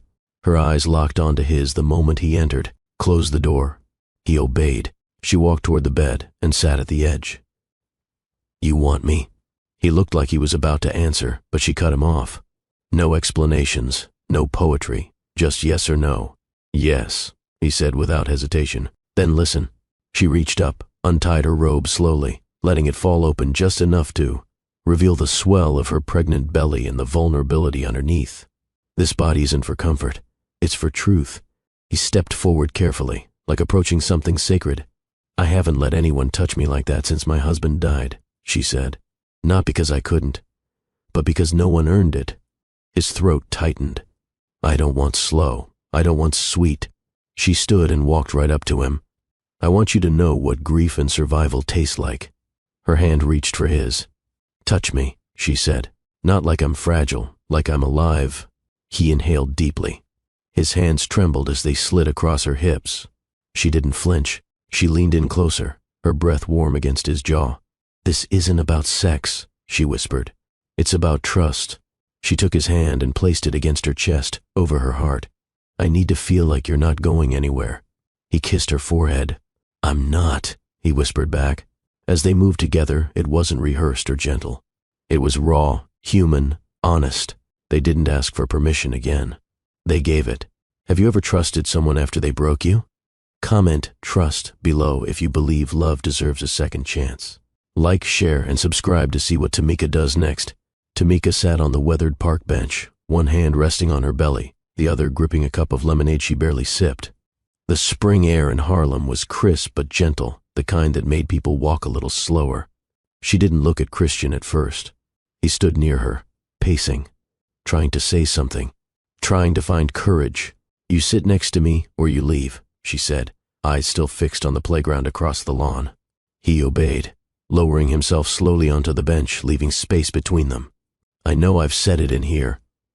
He pointed to his chest, voice soft. But I want to say it better. Real. No, Tamika interrupted. Say it out loud. With your mouth. Here, in daylight, in public. Christian blinked. I care about you, Tamika. I really do. She turned slowly. No, don't you do that care about nonsense. I love you, he said. Quiet, almost like he was scared to say it too loud and make it too real. Tamika waited. Christian looked down. I love you, Tamika. I've loved you since the day at Gate 27. Louder. People passed by. No one was watching, but it felt like the world paused anyway. He cleared his throat and stood up. Tamika Brooks, I love you. I love you and our child. I want to earn you, every part. Tamika finally looked up at him fully, her lips tight, her eyes full. I don't want you to earn me. I want you to mean it. I'm not a woman to hide, Christian. I've been hidden too long. From life, from love, from myself. I'm not hiding you, he whispered. Then don't whisper that, she replied. He sat back down. Give me time. I'll show you what I mean. She stood, leaving the cup on the bench. You already know what I need. Either you're ready to say it to the world, or you're not ready for me. Christian stood too. You're right. Tamika turned her back, walking away slowly. Not cold, not angry, just done with halfway efforts. Christian didn't follow, but he didn't forget either. 2 days passed. No call, no text, not even a knock at the door. Tamika didn't expect one. She had seen that look before, the kind men wear when their courage runs dry at the finish line. She folded baby clothes in the nursery that evening, trying not to let the silence grow into bitterness. But her heart still hoped. By day 3, she heard a knock. She didn't move right away. When she opened the door, Christian stood there, holding a grocery bag and wearing guilt on his face like a second skin. I brought mangoes, he muttered, eyes lowered. She didn't smile. I asked you to say something real. You brought fruit? He stepped inside. I was thinking about how to do it right. Tamika placed the mangoes on the kitchen counter. Doing it right doesn't mean doing it safe. He nodded. You're right. But I've never told the world anything personal. My father raised me to be strategic, to protect the brand, to keep my private life private. You think I'm a scandal? She asked, folding her arms. No, he said quickly. I think you're the only part of my life that feels like truth, but I'm not used to being open like this. Tamika stared at him. You didn't hesitate to sleep with me. You didn't hesitate to leave. You didn't hesitate to come back. But this, loving me out loud, that's where your knees buckle? He looked like she slapped him. I'm scared, he admitted. I'm scared I'll mess this up again. Too late. You already did, she shot back. But you also have the chance to fix it. How? He asked, desperate now. By showing the same energy and love that you show when pitching to investors, she said. You wear $3,000 suits to ask strangers for money, but you can't wear your heart to honor the mother of your child? He didn't answer. You want to be in this child's life? You want to be in mine? She continued. Then act like it. Let the world know I'm not your charity case. I'm your choice. Christian nodded slowly, the message sinking in deeper than anything else had. I'll handle it, he said quietly. You better, she warned, because next time I see hesitation, I walk. He stood frozen for a moment, then he leaned forward, kissed her on the forehead, and left without another word. Tamika exhaled. Not relief, not pride, something else. Anticipation. Tamika was in sweatpants, hair tied up, sipping warm ginger tea while scrolling through baby name apps. Her peace shattered with a loud banging on the front door. Open up, girl, open this door. Keisha's voice echoed from outside. Tamika's heart skipped. She ran over and yanked the door open. Keisha burst in, barefoot, wrapped in a satin robe, phone clutched in her hand like a grenade. Why are you? Tamika started. Turn on the TV, right now. Channel 4, go. Keisha screamed, her eyes wide. Tamika dropped her phone and scrambled for the remote. The screen lit up. A live morning news segment was already in progress. And now, a surprise announcement from tech CEO Christian Miller, founder of Clarion Holdings, the anchor said. This is being broadcast from their investor summit at the Ritz in Midtown. Tamika's breath locked in her throat. The feed switched to a live podium. Christian stood in a navy suit, no tie, sleeves slightly rolled up, looking nothing like the polished image Clarion's PR team had always pushed. His hair looked like he'd run his hands through it a dozen times. My name is Christian Miller, he began, eyes serious but unshaken. I built a company based on transparency, innovation, and trust, but there's something I haven't been honest about. The audience murmured. Cameras flashed. Keisha clutched Tamika's shoulder. Girl, is this about you? It better be about you. Christian continued. 3 months ago, I met someone who reminded me what real connection feels like. She wasn't rich. She wasn't trying to impress me. She was simply her, honest, wounded, brave. Tamika blinked. Her hand trembled. We spent one night together, he said. It wasn't planned. It wasn't perfect, but it was real. And now she's carrying my child. Gasps filled the room on the broadcast. The camera zoomed in closer to Christian's face. She doesn't need me to rescue her, he said. She didn't ask for anything. But I'm not here today as a CEO. I'm here as a man who refuses to be silent about love. He took a deep breath. Her name is Tamika Brooks. She's the mother of my child. And if she's watching... Tamika's knees buckled. Keisha helped her sit. I want the world to know I choose her. Keisha shouted. Holy girl, this man is confessing like he's in church. Tamika stared at the screen. Her lips parted, but no words came. Christian raised one hand. Tamika, will you marry me? The camera froze. So did Tamika. The room felt like it stopped breathing. Christian stood there, broadcast live to millions, holding nothing back. No PR team, no rehearsed speech, just him, his truth, and Tamika, front and center of it all. I know I disappeared when she needed me most, he said, his voice steady but laced with emotion. And I'm not asking for forgiveness because I deserve it. I'm asking because I love her, because that night changed me more than I've admitted. The crowd at the summit had fallen completely silent. Most CEOs talk about legacy in terms of assets and investments, he continued. But my legacy is that baby growing inside Tamika. My legacy is the way I treat her, protect her, respect her. Tamika's eyes watered, lips quivering. Keisha, still rooted beside her, clutched a pillow to her chest like a life preserver. Christian leaned forward into the microphone. I walked away from love once. I blamed the world. I blamed my past. But when I saw Tamika again and realized she was pregnant with our child, I knew I'd never walk away again. A few gasps echoed through the summit audience. Some investors were frozen, confused. Others smiled. A few clapped. Christian reached into his pocket and pulled out a velvet box. I was going to do this privately, he said. But she deserves more than secrets and private apologies. Tamika Brooks, if you're watching, will you marry me? He opened the box. Inside was a simple, elegant ring. No exaggerated flash, just beauty and sincerity. A reporter shouted, "Is she even here?" Christian smiled. She's watching. I know she is.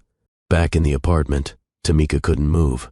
Her heart thudded in her chest, louder than the TV. The baby kicked. A strong, sharp nudge. She gasped and held her stomach. He's so serious, Keisha whispered. Girl, he meant every word. Christian's voice returned. I'll wait for your answer. Take your time. But I needed you, and the world, to hear this first. Then he stepped back. No dramatic music, no fade out, just raw honesty. And the room erupted with chatter and camera flashes. The broadcast ended. The screen cut back to stunned anchors trying to gather their words. Tamika sat in silence, heart thundering. The ring still burned into her mind. Christian had given her everything she once asked for, truth, clarity, and public acknowledgement. But the question remained, was it too late? The proposal wasn't just a headline, it became the headline. By nightfall, every major outlet had run clips of Christian Miller's confession and proposal. It didn't matter that it came during a tech leadership summit. The billionaire CEO publicly asking a woman to marry him while acknowledging her pregnancy had taken over everything from news stations to gossip blogs. Social media was on fire, but Tamika wasn't watching any of that now. She sat in her bedroom, staring at the ring box that had appeared outside her door just 30 minutes after the live broadcast. No note, no knock, just the ring and the echo of his words still fresh on her screen. Keisha barged into the room holding her phone like it was made of gold. Girl, look at this comment section. Even white folks are crying. One lady said, I ain't never met that black queen, but if she don't say yes, I'm protesting love. Tamika didn't even smile. Keisha plopped onto the bed. He told the whole world. Called you by name, said the baby's his. What more do you need? Tamika rubbed her belly, letting her fingers settle over the exact spot the baby had kicked during his speech. I'm scared, she said softly. Keisha's grin faded. Of what? That he'll leave again. Keisha's voice dropped. He won't. Not after that. I gave everything to Jamal, and I buried him. Christian came out of nowhere, and now he's this big dramatic declaration. It's beautiful, but it's fast. Keisha nodded. You're not wrong for feeling cautious, but you're also not wrong if you feel pulled. You felt it at the airport. You felt it in that hotel room. You felt it when he showed up again. Girl, your body already knows. Tamika swallowed hard. She wasn't just deciding about a man. She was deciding who would help raise her child, who would sit beside her at every parent-teacher meeting, who would hold her when grief tried to return, who would love her, not as the woman she used to be, but as the woman she was now. Her phone buzzed again, this time a message. Christian, no pressure, but I'll be at Bryant Park tomorrow at noon. Alone, ring in pocket. Heart on sleeve. Tamika let the phone fall into her lap. The ball was in her court. Tamika didn't move for a long time. The screen had gone black. The room was quiet. Even Keisha, who always had something to say, sat in silence beside her.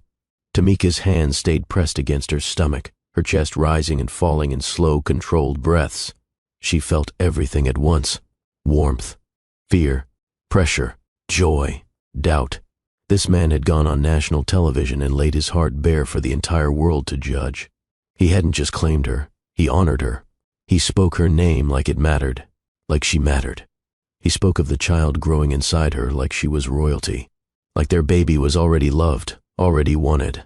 Tears slipped from the corners of her eyes, but her mouth didn't move. She didn't smile, didn't cry out, didn't scream or clap her hands like in the movies. Instead, Tamika just sat there, blinking at the empty screen, struggling to catch up with what had happened. Her mind ran backward. Gate 27, that quiet conversation about grief, the hotel, his voice reading baby books to her belly, the floor where he slept without protest, the way he said, "I didn't think I deserved you." She remembered the absence that followed, the morning he disappeared, the ache she'd tucked into her ribcage and carried like a second heartbeat. And now, this gesture that wasn't subtle or smooth or perfect.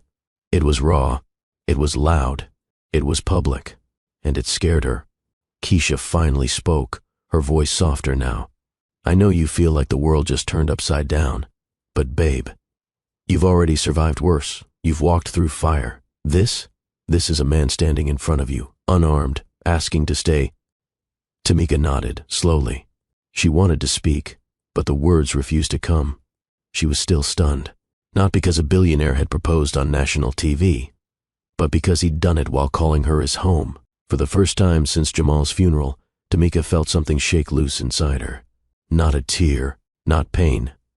Hope, the kind of hope that doesn't ask for permission, the kind that creeps in without knocking and makes itself comfortable. She glanced at the ring box again. Her eyes were still wide, her face unreadable, but her soul wasn't still anymore. It was stirring. Keisha didn't stay quiet for long. The moment the TV cut to a commercial and Tamika still hadn't moved, she turned fully toward her, hands flying. "Girl, girl," Keisha shouted, shaking Tamika's shoulder. "Do you understand what just happened? Do you even know what you just did to that man?" Tamika blinked. "He went on live TV," Keisha continued, pacing like a coach mid-game. "He said your full government name, told the world you're carrying his baby, and then proposed to you like he was reading vows straight out of heaven. And what did you do?" She pointed a sharp nail toward the blank screen. "You sat there, looking like your soul left the building."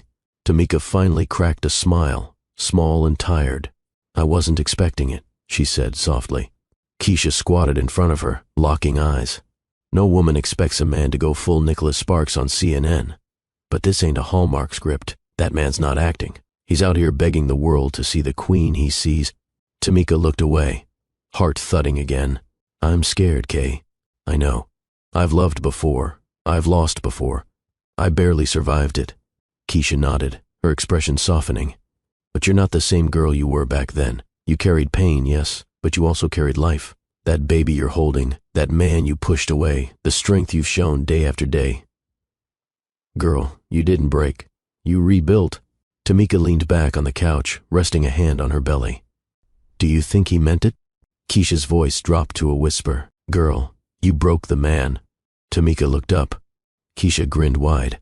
"Look at him, Mr. Tall, rich and powerful, on national television acting like a man who did give it all up just to sit on a porch with you and rub cocoa butter on your feet."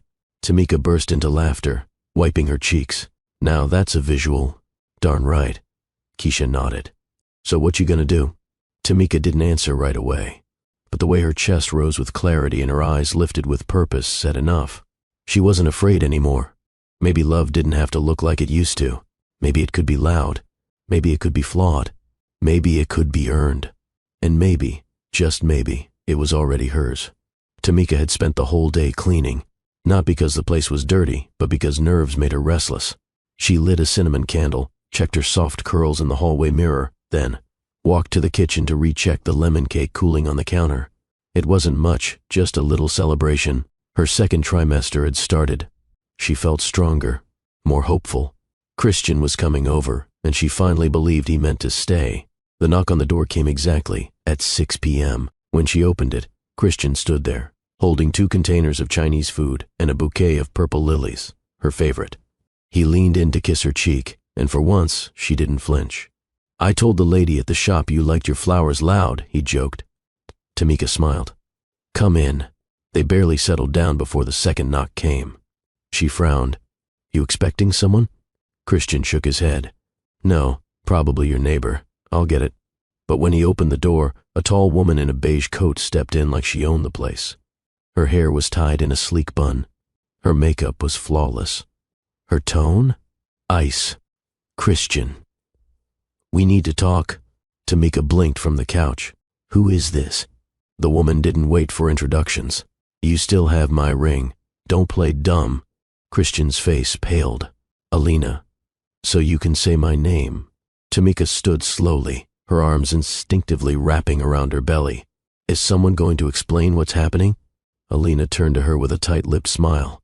"I'm the woman he was engaged to, the one he never officially broke up with." The air collapsed from the room. Tamika stared at Christian. "Tell me she's lying." He looked like he wanted to melt into the floor. "It's not what you think. You were engaged?" "I was. Past tense. I should have told you, but—" Alina cut in. "But you didn't. Like you didn't return my calls. Or my diamond." Christian raised his hand. "That's enough." But Tamika didn't need more. She turned toward the table, blew out the candle, and walked into the bedroom without a word. She shut the door softly, but it felt louder than a scream. Behind it, she leaned against the wall, eyes closed, fists clenched. He lied, not with his words, but with what he chose to keep silent. Alina didn't sit. She stood in the middle of Tamika's living room, her arms folded, eyes scanning the space like she was inspecting a hotel suite that didn't meet her standards. Christian had followed her outside after Tamika shut the door, but Alina refused to leave. "You think I came here for drama? I came for closure," she said, setting her oversized purse on the armrest. Christian's voice was low. "You could have called me. Oh, now you care about returned calls?" She let out a laugh that held no warmth. "I gave you 2 years of my life. You gave me silence and a missing engagement ring." Christian sighed. "We were done long before I met Tamika. You might have moved on, but you didn't say it clearly. You didn't give me the ring back. You didn't give me the decency of final words. Instead, I had to find out through social media that you're playing house with someone else." Christian's jaw tightened. "I'm not playing anything. I met someone who made me feel again, someone real, someone who didn't care about headlines or boardrooms or stock options." Alina's eyes narrowed. "So what was I, a brand extension? You were a part of a life that wasn't me anymore. And I didn't owe you a ring when what we had ended on silence." She stepped closer. "You never said the words." "Fine," he said calmly. "We're done. We've been done. And you're not going to ruin what I'm building now." Alina scoffed. "You think you're building something here? With a woman who slammed her bedroom door on you?" Christian's face didn't flinch. "Yeah. Because even in silence, she has more honesty than we ever had." Alina picked up her purse. "You still have until Friday. Return the ring or I'll file." "Do what you have to," he said, opening the door for her. She walked out slowly, heels clacking against the wooden floor. At the doorway, she paused. For what it's worth, she deserves to know the kind of man she's letting into her life. Christian shut the door before she could say another word. He leaned against it, exhaling hard. Through the wall, he could hear Tamika's footsteps pacing. He didn't knock. He didn't speak. But his heart thudded like a man who knew he just stepped on something fragile and maybe broke it. Tamika stood in her kitchen, both hands gripping the countertop. Her eyes were locked on the front door. Christian didn't knock again. He didn't even try. Good. She didn't need another apology laced with excuses. She didn't need explanations wrapped in late honesty. She needed to feel what she was feeling, and right now, that was betrayal. She walked back into the living room, every step fueled by anger she hadn't let herself express in years. He lied, not with words, but with silence. That ring, that woman, that history. She wasn't naive. She knew Christian had a past, but he never told her he'd left loose ends like Alina hanging by a string. one she got yanked by right at her doorstep. She yanked open the curtains and saw him still standing by his car, staring up at her apartment. Tamika didn't flinch. She grabbed the curtain and yanked it closed. The knock didn't come. Her phone buzzed. "Christian, I didn't lie. I just didn't know how to tell you." She stared at the screen. Her thumb hovered over the reply. She locked the phone instead. The room felt smaller now. Her breathing louder. Why did this sting worse than the night he disappeared after their first time? Why did this feel like confirmation that she was just a temporary woman for him, not someone he would proudly claim? And yet, she remembered how he held her stomach just days ago, how he whispered to their child, how he slept on the cold floor beside her like he was repenting. But this wasn't love. This was negligence. The baby kicked. Hard. She looked down, instinctively placing a hand on her belly. "No," she said aloud, shaking her head. "You don't get to come into our lives half-truthful. You don't get to be the father without being the man." She walked to the bedroom, pulled out the drawer where she kept all things that mattered, old photos of Jamal, her journal, sonograms. She placed her phone inside it and shut the drawer. Christian could keep his apologies. She was tired of men who said they loved her but left gaps wide enough for pain to walk in. She sat on the bed, stomach tight with tension, and whispered to herself, "Don't cry. Not this time." The next morning, Christian sat in his car outside Tamika's apartment building. Again, this time, he didn't bring flowers or food or that soft, gentle smile she used to lean into. He brought nothing. Because that was how she made him feel last night, like nothing. He'd never seen her slam a door before. Not at him, not with that fire in her eyes. And he didn't blame her. He just didn't know how to fix it. But he had to try. He stood outside her door again, this time waiting, hoping she'd open before he knocked. She didn't. 3 knocks, 1 deep breath. Tamika opened the door halfway, arms folded across her chest, face unreadable. "You said you ended it," she said, voice calm but flat. "But you never mentioned a ring, or that she still thought she had a place." "I ended it," Christian said. "I swear, months ago." "Then why was she here?" "Because I never gave her closure." Tamika raised an eyebrow. "So that's my job now? Helping you close old chapters?" "No," he replied quickly. "But I should have closed them before opening a new one with you. That's on me." She didn't answer. Her silence was worse than yelling. It made him panic. "I didn't love her," he said, softer now. "We were engaged years ago. But we lost each other long before I met you." She held on. "I didn't know how to be cruel enough to end it right." Tamika's eyes narrowed. "Cruel? I mean, clear, honest, final." She stepped back slightly, but didn't invite him in. "You don't get to be halfway with me, not when I'm carrying your child." He looked down, shame rising up his throat. "I know. And I'm sorry. I messed that up." She leaned against the doorframe, exhaling. "You didn't just forget to mention her. You forgot how that would feel to someone who already questions whether she's enough." Christian's head snapped up. "You are enough. More than enough." She shook her head. "You don't get to decide that anymore. Not until your actions start matching your words." He nodded. "Then let me prove it. Even if it takes months." She didn't respond. He turned to leave, pausing at the steps. "I didn't explain because I didn't think you'd believe someone like me would fall this hard, this fast. But I did. I still do." The door didn't close, but it didn't open wider either. She just stood there, arms folded, watching. And that was all he needed, for now. The moment Christian's footsteps faded down the stairs, Tamika slowly closed the door. This time, there was no slam, no heat, just weight. A heavy, pressing weight in her chest. She rested her forehead against the wood and whispered, "You don't get to keep breaking me."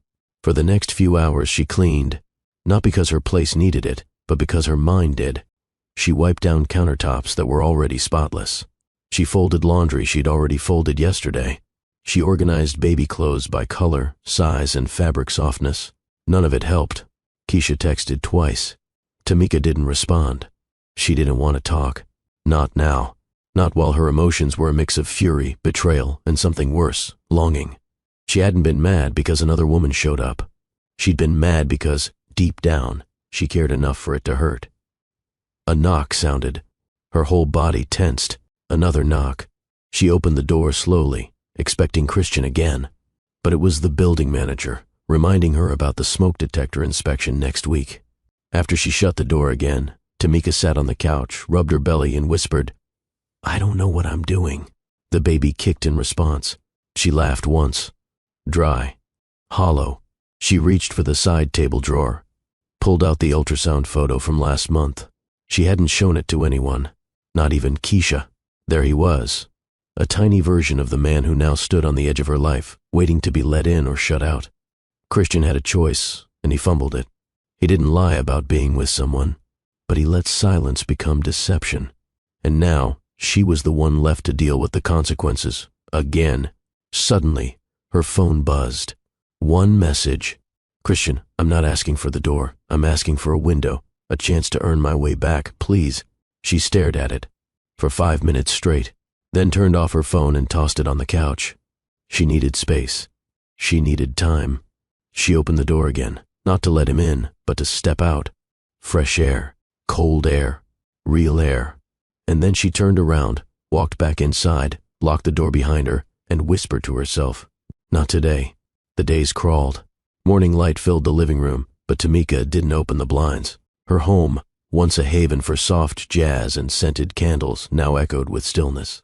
The baby moved more often now, stronger, rhythmic kicks, but each flutter only made her more aware of what she didn't have.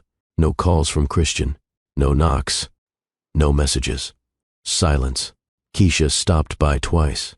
On the second visit, she dropped off a care package, snacks, prenatal vitamins, a worn copy of Becoming, and a handwritten note that said, "I love you even when you're shutting the world out." Tamika smiled faintly at that. The loneliness didn't crush her. It wasn't sharp like heartbreak. It was soft, slow erosion, the kind that made her forget what day it was. On Wednesday, she attempted to journal. She opened to a fresh page and wrote, "He said he wanted to be a father, but fathers don't come with hidden fiancés. I didn't ask him for perfection. I asked for honesty." Then she closed the book. By Friday, she found herself searching for him online again. His company's social media was quiet. She refreshed his LinkedIn. No updates. Nothing. Saturday night, she played the voicemail he left last week. "I know I messed up, but I meant every word I said on that bench. I still do." She deleted it afterward. If he wanted forgiveness, he needed to do more than speak. He needed to show her, show their child, that he was more than a man who disappeared or stumbled when truth mattered most. By Sunday morning, she was folding baby clothes again when the doorbell rang. Her first instinct was to ignore it, but something in her stomach, maybe curiosity, maybe instinct, pushed her to the door. No one was there, just a small box on the welcome mat. No label, no return address. She brought it inside cautiously, opened it. Inside was a smaller velvet box. Her breath hitched. She didn't touch it yet. She saw the folded paper tucked beneath it and lifted that first. It was a letter. 3 pages, handwritten, the edges slightly creased, like someone had carried it around for days before deciding to send it. Tamika sat down slowly, her heart beginning to race, not from fear, but from the weight of what might be written inside. Tamika unfolded the letter with care, the paper still faintly warm from the sun outside. Her eyes scanned the first line. "Tamika, I've rewritten this letter 17 times. Every version felt too small for what I need to say." She froze. "You once told me grief feels like someone walked out of your life without warning. I never wanted to be another ghost in your story, but I became one the moment I didn't tell you about Alina." Tamika exhaled slowly. Her fingers gripped the edges of the paper. "There's no excuse. I should have told you the second things got real between us. But I was selfish. I wanted a clean slate with you. You gave me warmth when my world had none. I wanted to protect that, us, even if it meant hiding a chapter I'd never fully closed." Her heart pulled tight at those words. "Yes, I was once engaged, but I called it off before I met you. I just never returned the ring, not because I still loved her, because I didn't want to face the mess. Then I met you, and for the first time in years, I felt seen." She paused, blinking fast. A single tear slid down her cheek. "I watched you carry pain with dignity. I saw you protect a child you hadn't even met yet with more courage than most men show in a lifetime. You are not some passing moment. You are the beginning of everything I didn't know I was missing." Tamika's hands trembled now. "I didn't lose you because of Alina. I lost you because I didn't respect your right to know the full truth. You weren't asking for perfection. You were asking for honesty. And I failed. There was a space, a smudge of ink, where it looked like his pen paused. So here it is. The ring I should have returned years ago. Tamika glanced at the velvet box. I'm sending it back, along with the ring I bought months ago, before the bench, before the cameras, before the headlines. I bought it the night you placed my hand on your belly. That moment changed me. It was the clearest yes I'd ever heard, even if you didn't say a word. Her breath caught. I'll be a father, with or without your hand. But God, Tamika, I want both. I want our child to see what love looks like when it's rebuilt. I'll wait for you. No pressure, no rush, just hope. She folded the letter slowly, stared at the 2 boxes on her coffee table. One from the past, one for a future she wasn't sure she could believe in. But her fingers reached toward the second box, the one marked by truth. The morning had started slow, calm even. Tamika had made breakfast, folded laundry, and rubbed cocoa butter over her belly while humming softly. But at 11:42 a.m., her body betrayed the illusion. A jolt of pain gripped her lower abdomen, sharper than Braxton Hicks, deeper than any she'd felt before. She braced herself on the edge of the sink, breath stolen. The plates clattered in the drying rack as her fingers trembled. The pain passed, then returned harder. This time, it dropped her to her knees. Keisha. She screamed through gritted teeth, grabbing her phone from the counter. Her hands shook so much she nearly dropped it trying to call. Keisha answered on the second ring. Hello? It's time. It's happening. I can't move. Tamika's voice cracked. Keisha didn't waste a second. I'm coming now. Stay on the phone. By the time she arrived, Tamika was on all fours in the living room, sweat trickling down her spine. Her knees buckled with every wave. Keisha didn't panic. She swooped in, gathered Tamika's overnight bag, and wrapped her arm around her friend like she'd trained for this her whole life. Can you walk? Keisha asked. Tamika nodded weakly, gritting her teeth as another contraction tightened her body. Keisha guided her down the stairs, ignoring curious neighbors, ignoring time, focused only on getting Tamika to the hospital. The ride was bumpy. Every red light felt like war. Tamika clawed the armrest, eyes wide, breath shallow. Keisha kept one hand on the wheel, the other reaching back to rub Tamika's thigh. You're doing great. Just breathe. We're almost there, Keisha coached, her voice firm but kind. Tamika groaned. Tell that to my uterus. Keisha smirked. Girl, your uterus got the memo. You about to be somebody's mama. As they pulled into the hospital driveway, a nurse with a wheelchair met them outside. Keisha jumped out, helped Tamika in, and grabbed her purse and ID. She's 39 weeks. First baby. Contractions are 3 minutes apart. The nurse nodded, already wheeling Tamika inside. As the automatic doors closed behind them, Tamika clutched Keisha's hand. Don't leave me.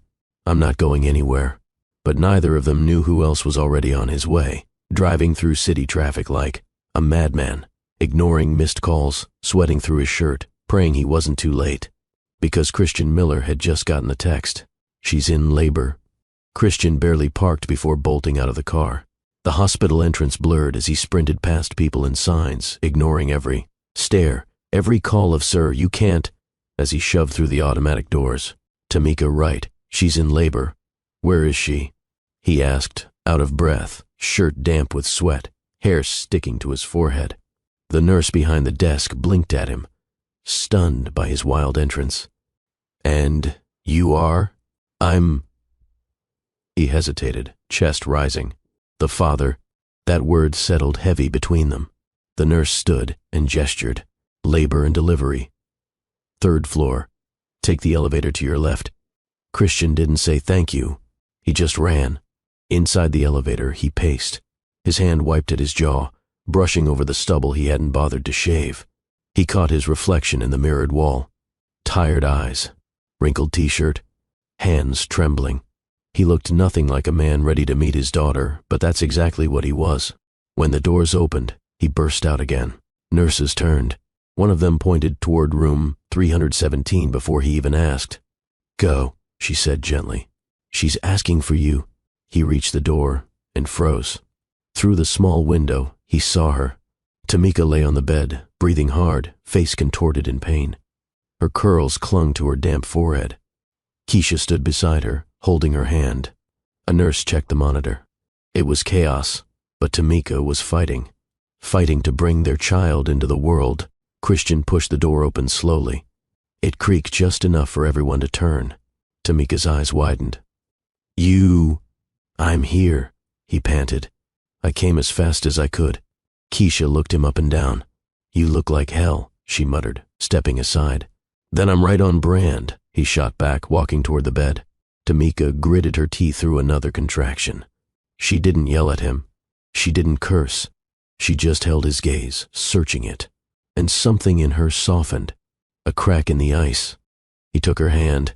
Don't leave again, she whispered, voice shaking. He lowered his head to her forehead. Not even death could move me now. The machines beeped. Her body braced, and Christian gripped her hand tighter, anchoring her. I've got you, he whispered. I'm not letting go. The contractions hit harder now, sharp, relentless waves that left Tamika gasping and drenched in sweat. The hospital room dimmed slightly, but Christian's grip didn't. He stayed glued to her side, hand locked in hers, brushing her damp curls off her face every few minutes. Breathe, babe, he whispered, voice low and steady, even as panic roared beneath his calm. You're doing amazing. She gave him a side-eye glare between gritted teeth. I swear, if you say breathe one more time, I will swing. He didn't flinch. He smiled through it, eyes soft. I'll take the hit. The nurse stepped in. She's at 9 centimeters. Almost there. Tamika let out a guttural groan. Her legs tensed. She squeezed Christian's hands so hard his knuckles cracked, but he didn't pull away. He welcomed the pain. It reminded him this was real, that she was bringing their daughter into the world, and he had a front row seat. Keisha hovered in the corner, eyes wide with worry, phone forgotten in her hand. She caught Christian's eyes and nodded once. Unspoken truce. For now, another contraction. Tamika screamed. Raw, uncontrolled. Her body writhed as the nurse held her knees up. I can't do this, she cried, voice breaking. Christian bent lower, pressing his forehead against hers.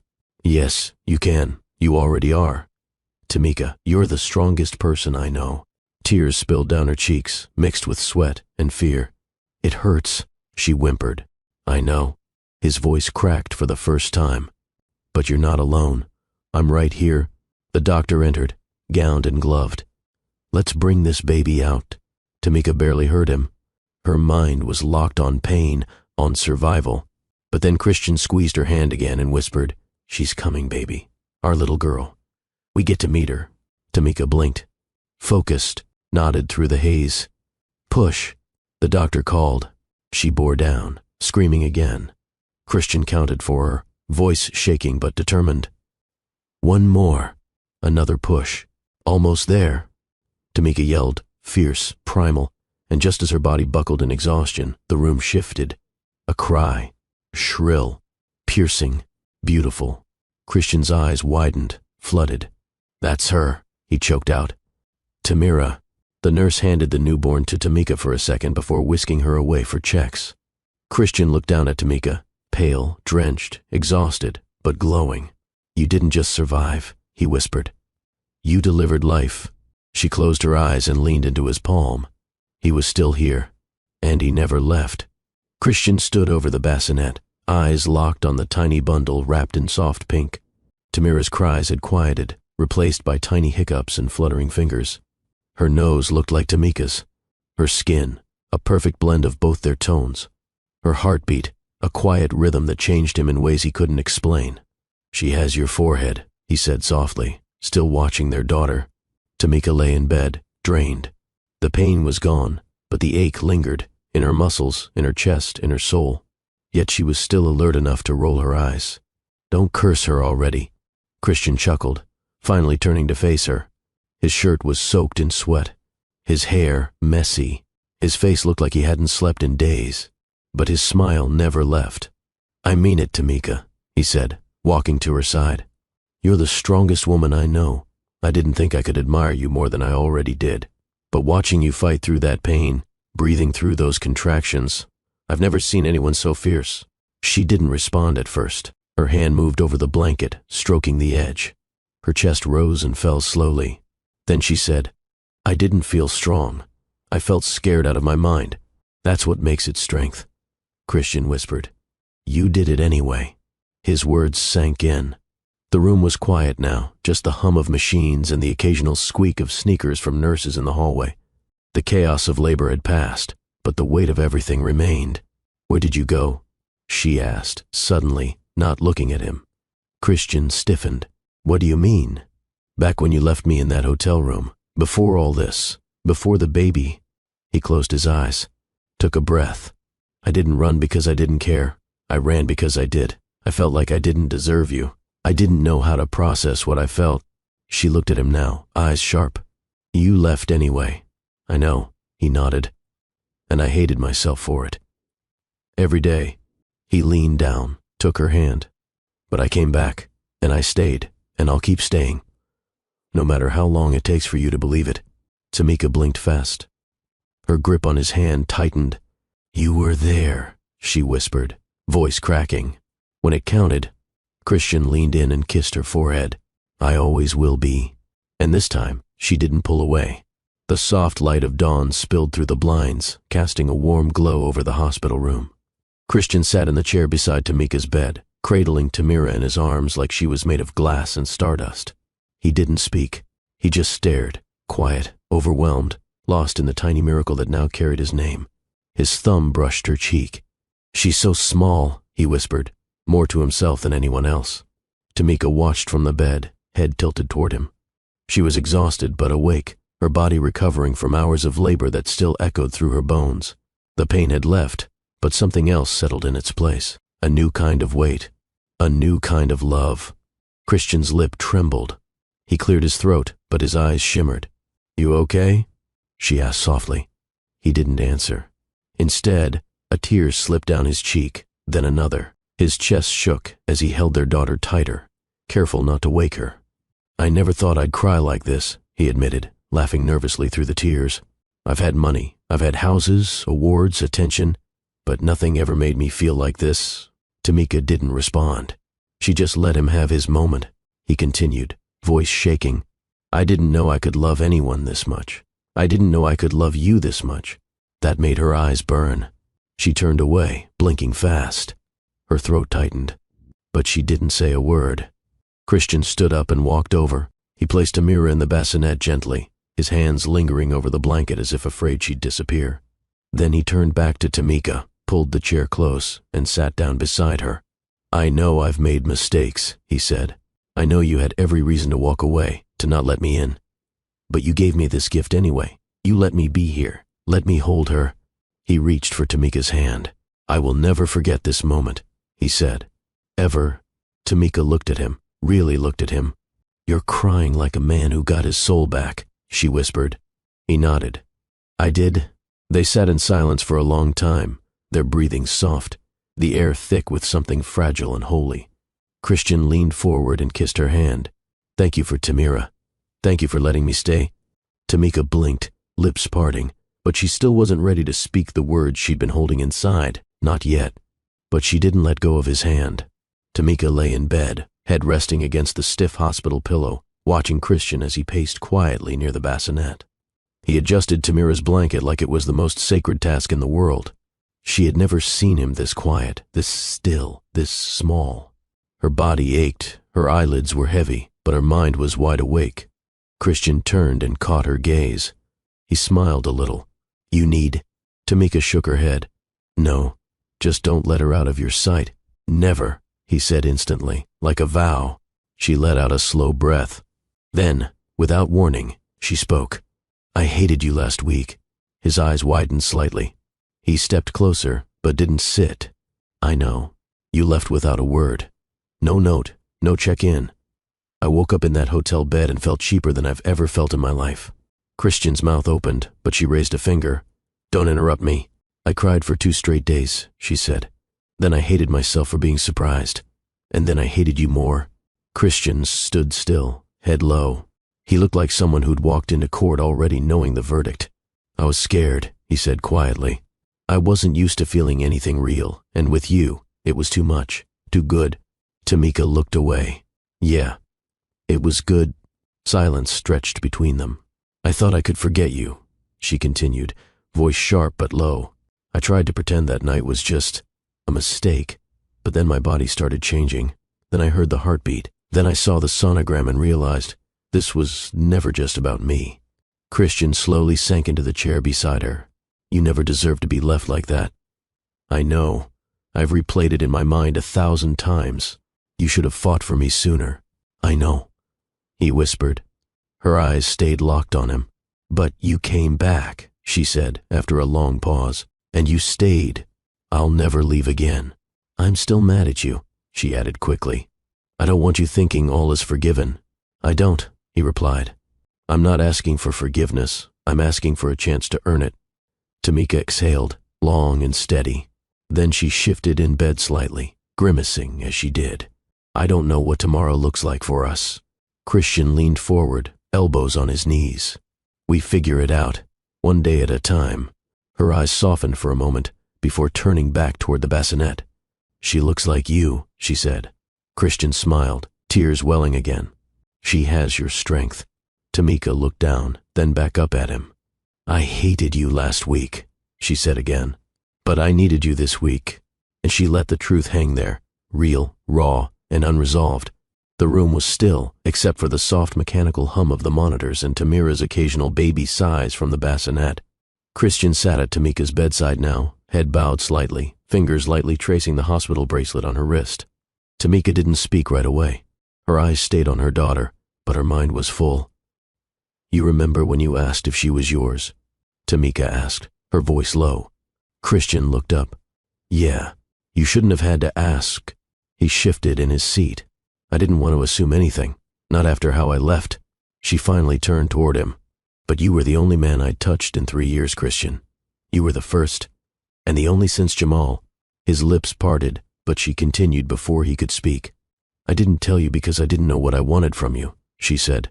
A part of me was still broken, and I didn't want to hand you a child and ask you to fix me. You never asked me to fix you, he replied. You never needed fixing. You needed truth. Tamika swallowed. You gave me a piece of it in that hotel. That night wasn't just sex for me. It was like breathing again. He leaned forward. It wasn't just sex for me either. Her voice caught in her throat for a second. She steadied it. When I saw you at my door, after everything, I thought maybe I hallucinated it, like my heart finally cracked. Christian reached out, gently brushing a loose curl away from her face. She didn't flinch this time. I came back because I never stopped thinking about you, he said. Every day. I hated you, she whispered. I let you, but I never stopped loving you, she admitted. I buried it deep under pride, pain, and hormones. But it was still there. Every time I rubbed my belly, every time I heard her heartbeat, I thought of you. He nodded, quiet and grateful. I can't promise forever right now, Tamika said, but I'm willing to see where this goes. He nodded again, eyes glistening. I'll take today. I'll take every small piece you give. No pressure. She took his hand and guided it toward Tamira. She needs you, Tamika said. We both do, but only if you stay this time. Christian didn't answer with words. He just kissed the back of her hand and looked her straight in the eye, finally steady. Tamira stirred in her bassinet, and the moment felt like a soft reset. New life, new terms, no guarantees, but maybe, just maybe, real love. The rooftop glowed under a soft New York evening sky, overlooking Harlem. Strings of warm lights crisscrossed above white-clothed tables.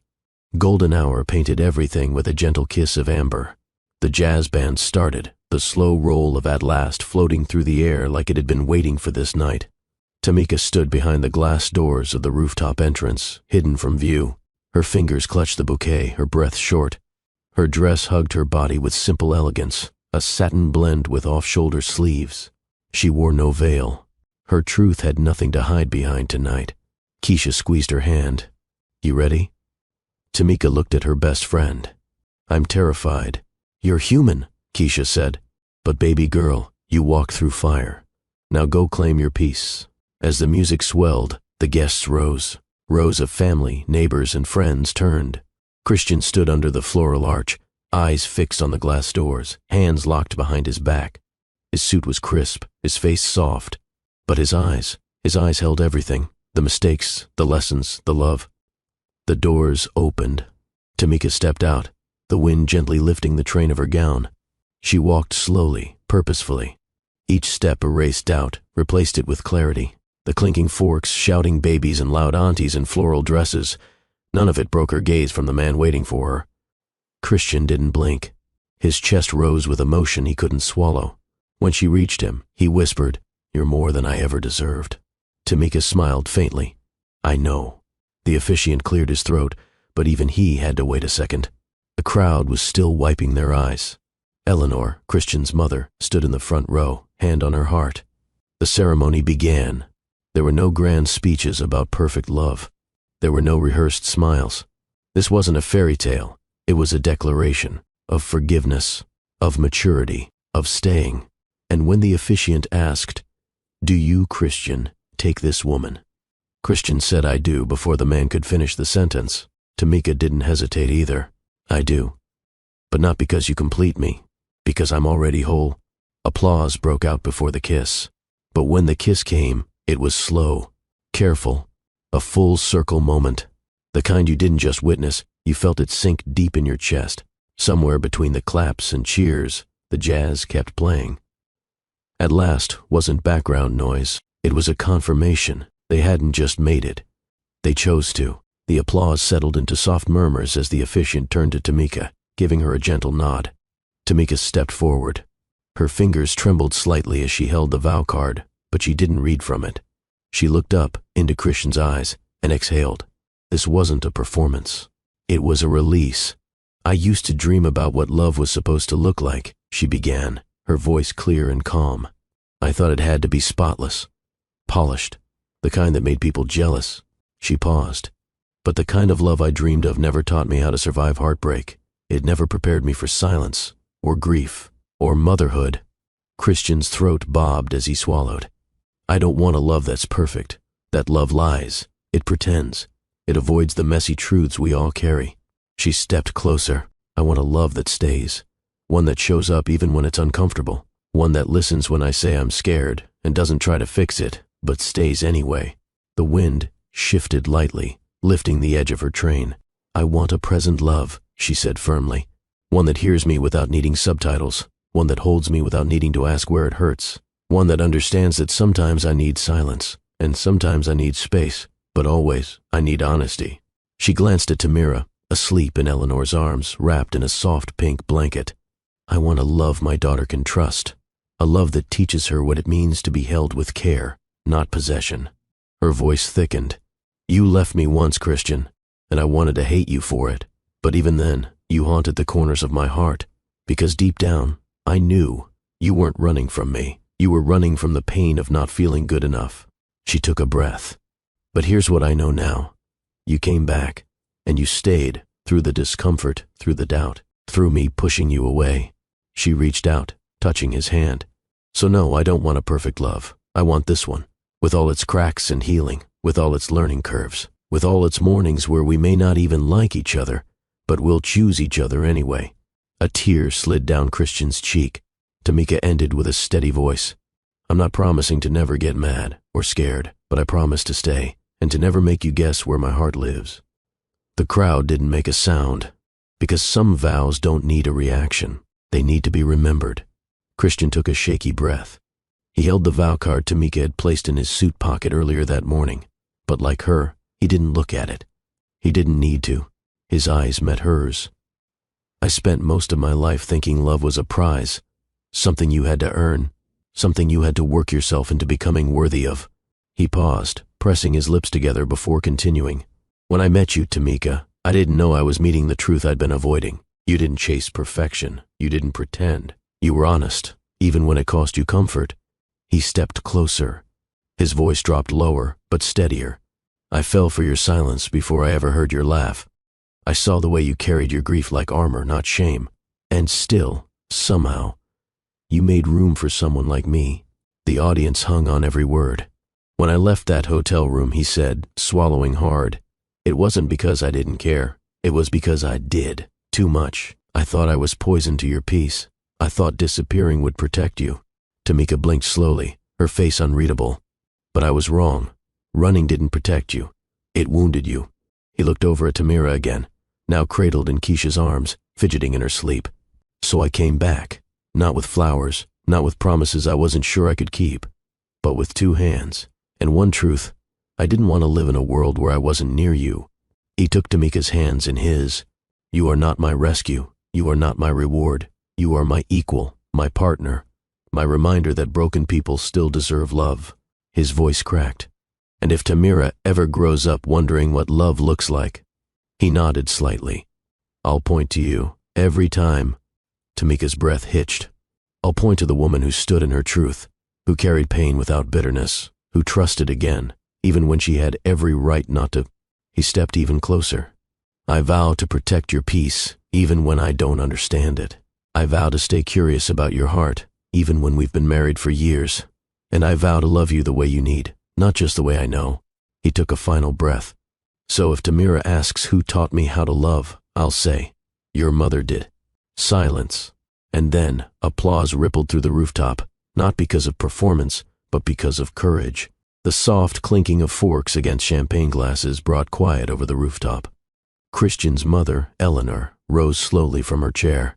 She wasn't one for grand gestures, but her posture was proud, and her smile was different tonight, gentler.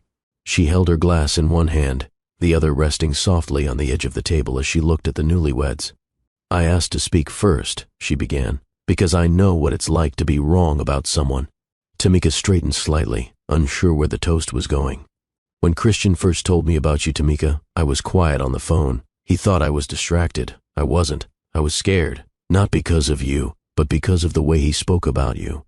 Like someone who finally felt seen. She paused. I've watched my son build empires, pitch to boardrooms, close deals, and stand alone in a crowd full of people. But I never saw him. Soft.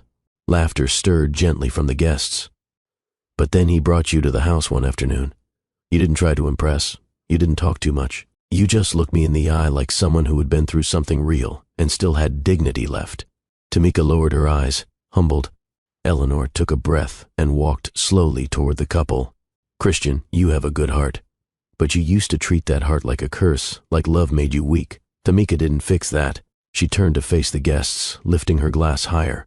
She reminded him he wasn't broken. A murmur of quiet agreement rippled through the rooftop. You didn't rescue him. You didn't worship him. You didn't even wait for him. You held your own, and because of that he rose, not to please you, but to meet you where you stood. She looked at her son now, her voice thick. And I've never seen you stand taller. Turning to Tamika, Eleanor's expression softened further.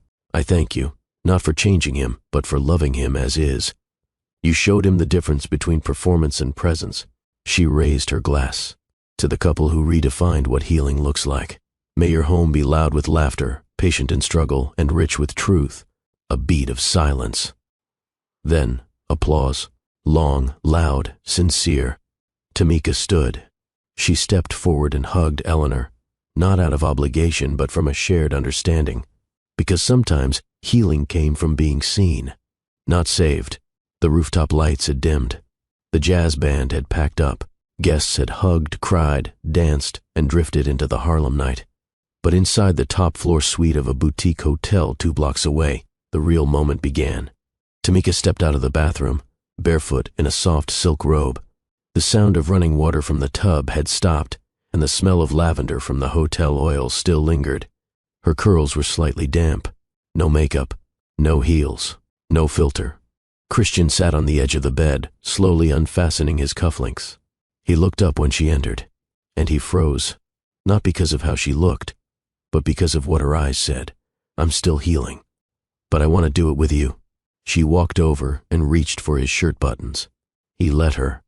Her fingers moved slowly, not out of nervousness, but because she was paying attention. To the man who had waited, to the man who had left, to the man who came back and stayed.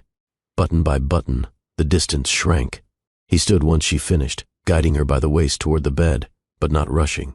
He kissed her shoulder first, then the hollow of her collarbone. She didn't flinch, didn't rush. She leaned into him with full awareness. Tonight wasn't about hunger. It wasn't about escape. It was about rebuilding trust, on skin, on breath, in silence. They undressed one layer at a time. The bed welcomed them without demand. His touch wasn't dominant or needy. It was grateful. Her hands wandered across his back. His jaw rested in the space between her neck and shoulder. No words filled the room because none were needed. Their bodies spoke with weight, not performance. Tamika felt at the moment her breath caught, not from arousal but from peace. She whispered, "I'm not afraid anymore." Christian kissed her chest softly and replied, "Neither am I." They moved together like they were writing something sacred with their bodies, something tender, something earned. No sharp gasps, no wild rhythm, just presence. When it was over, Tamika rested her head on his chest. His heartbeat was calm, steady. "I didn't know it could feel like this," she murmured. Christian ran his fingers through her hair. "It only feels like this," he said, "when you mean it." She smiled against his skin, and for the first time in years she didn't feel like a widow. She felt like a woman, alive, loved, and finally, safe. The morning after their rooftop wedding, Harlem moved at its usual rhythm, kids laughing. Below, horns honking, and the world not caring that her life had changed forever. Tamika stood at the window, wrapped in a throw blanket, watching sunlight slide across the buildings. Christian was still asleep, his arm resting where she had been. She didn't feel the need to speak. But if she had to explain this moment to anyone, any woman like her who'd stopped believing, she'd say this. This isn't a love story, not in the way movies sell it or how fairy tales wrap it in glitter. No. This is a story of survival, of waking up when all you wanted was to stay asleep, of taking one more step when your legs swore they couldn't hold you. It's a story of watching your heart break in slow motion and still showing up to face the day, of hearing everyone say you'll be okay when you're not and doing the hard work to make it true anyway. It's a story of choosing to love again when the last time almost broke you, of trusting someone not because they're perfect, but because they were honest when it mattered most. Christian wasn't a hero. He was a man with flaws, fear, and a past. But he showed up, every day, with quiet gestures, with soft words, with his presence when it counted. I didn't need someone to rescue me. I had already rescued myself by refusing to stay stuck in grief.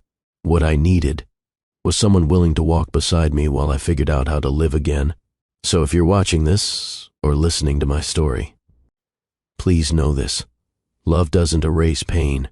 It doesn't fix what's broken overnight, but real love holds space for healing. It wipes tears without asking questions. It offers hugs when words fail. It stays, not just for the celebrations, but for the long, quiet nights where doubt still lingers. My name is Tamika. I was once a widow, a shadow of who I used to be. Now I am a wife, a mother, and a woman who finally chose herself before she ever said I'd do again. This is not a perfect ending. This is not a fairy tale. This is life, messy, loud, precious, and every breath of it is mine. Christian lifted Tamira into the air. She let out the happiest giggle Harlem had ever heard. Tamika leaned against the balcony railing, her silk robe fluttering in the breeze.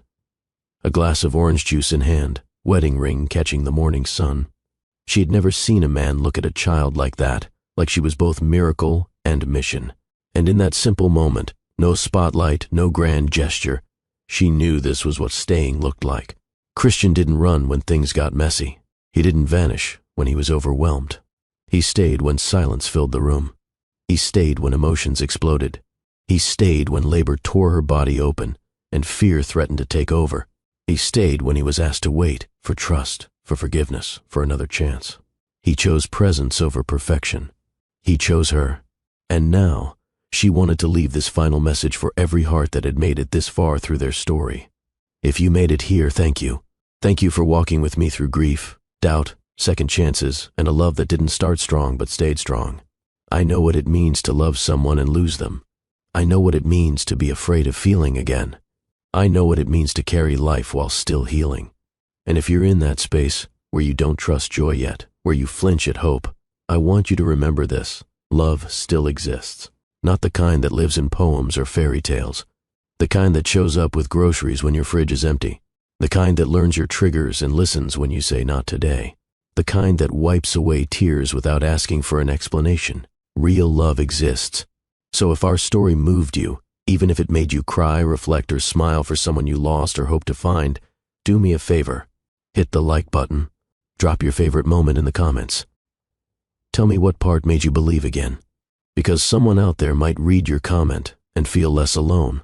This story isn't about a perfect man or a flawless woman. It's about real people, real pain, and real healing. And if you found any piece of yourself here, then our story wasn't wasted. Thank you for staying.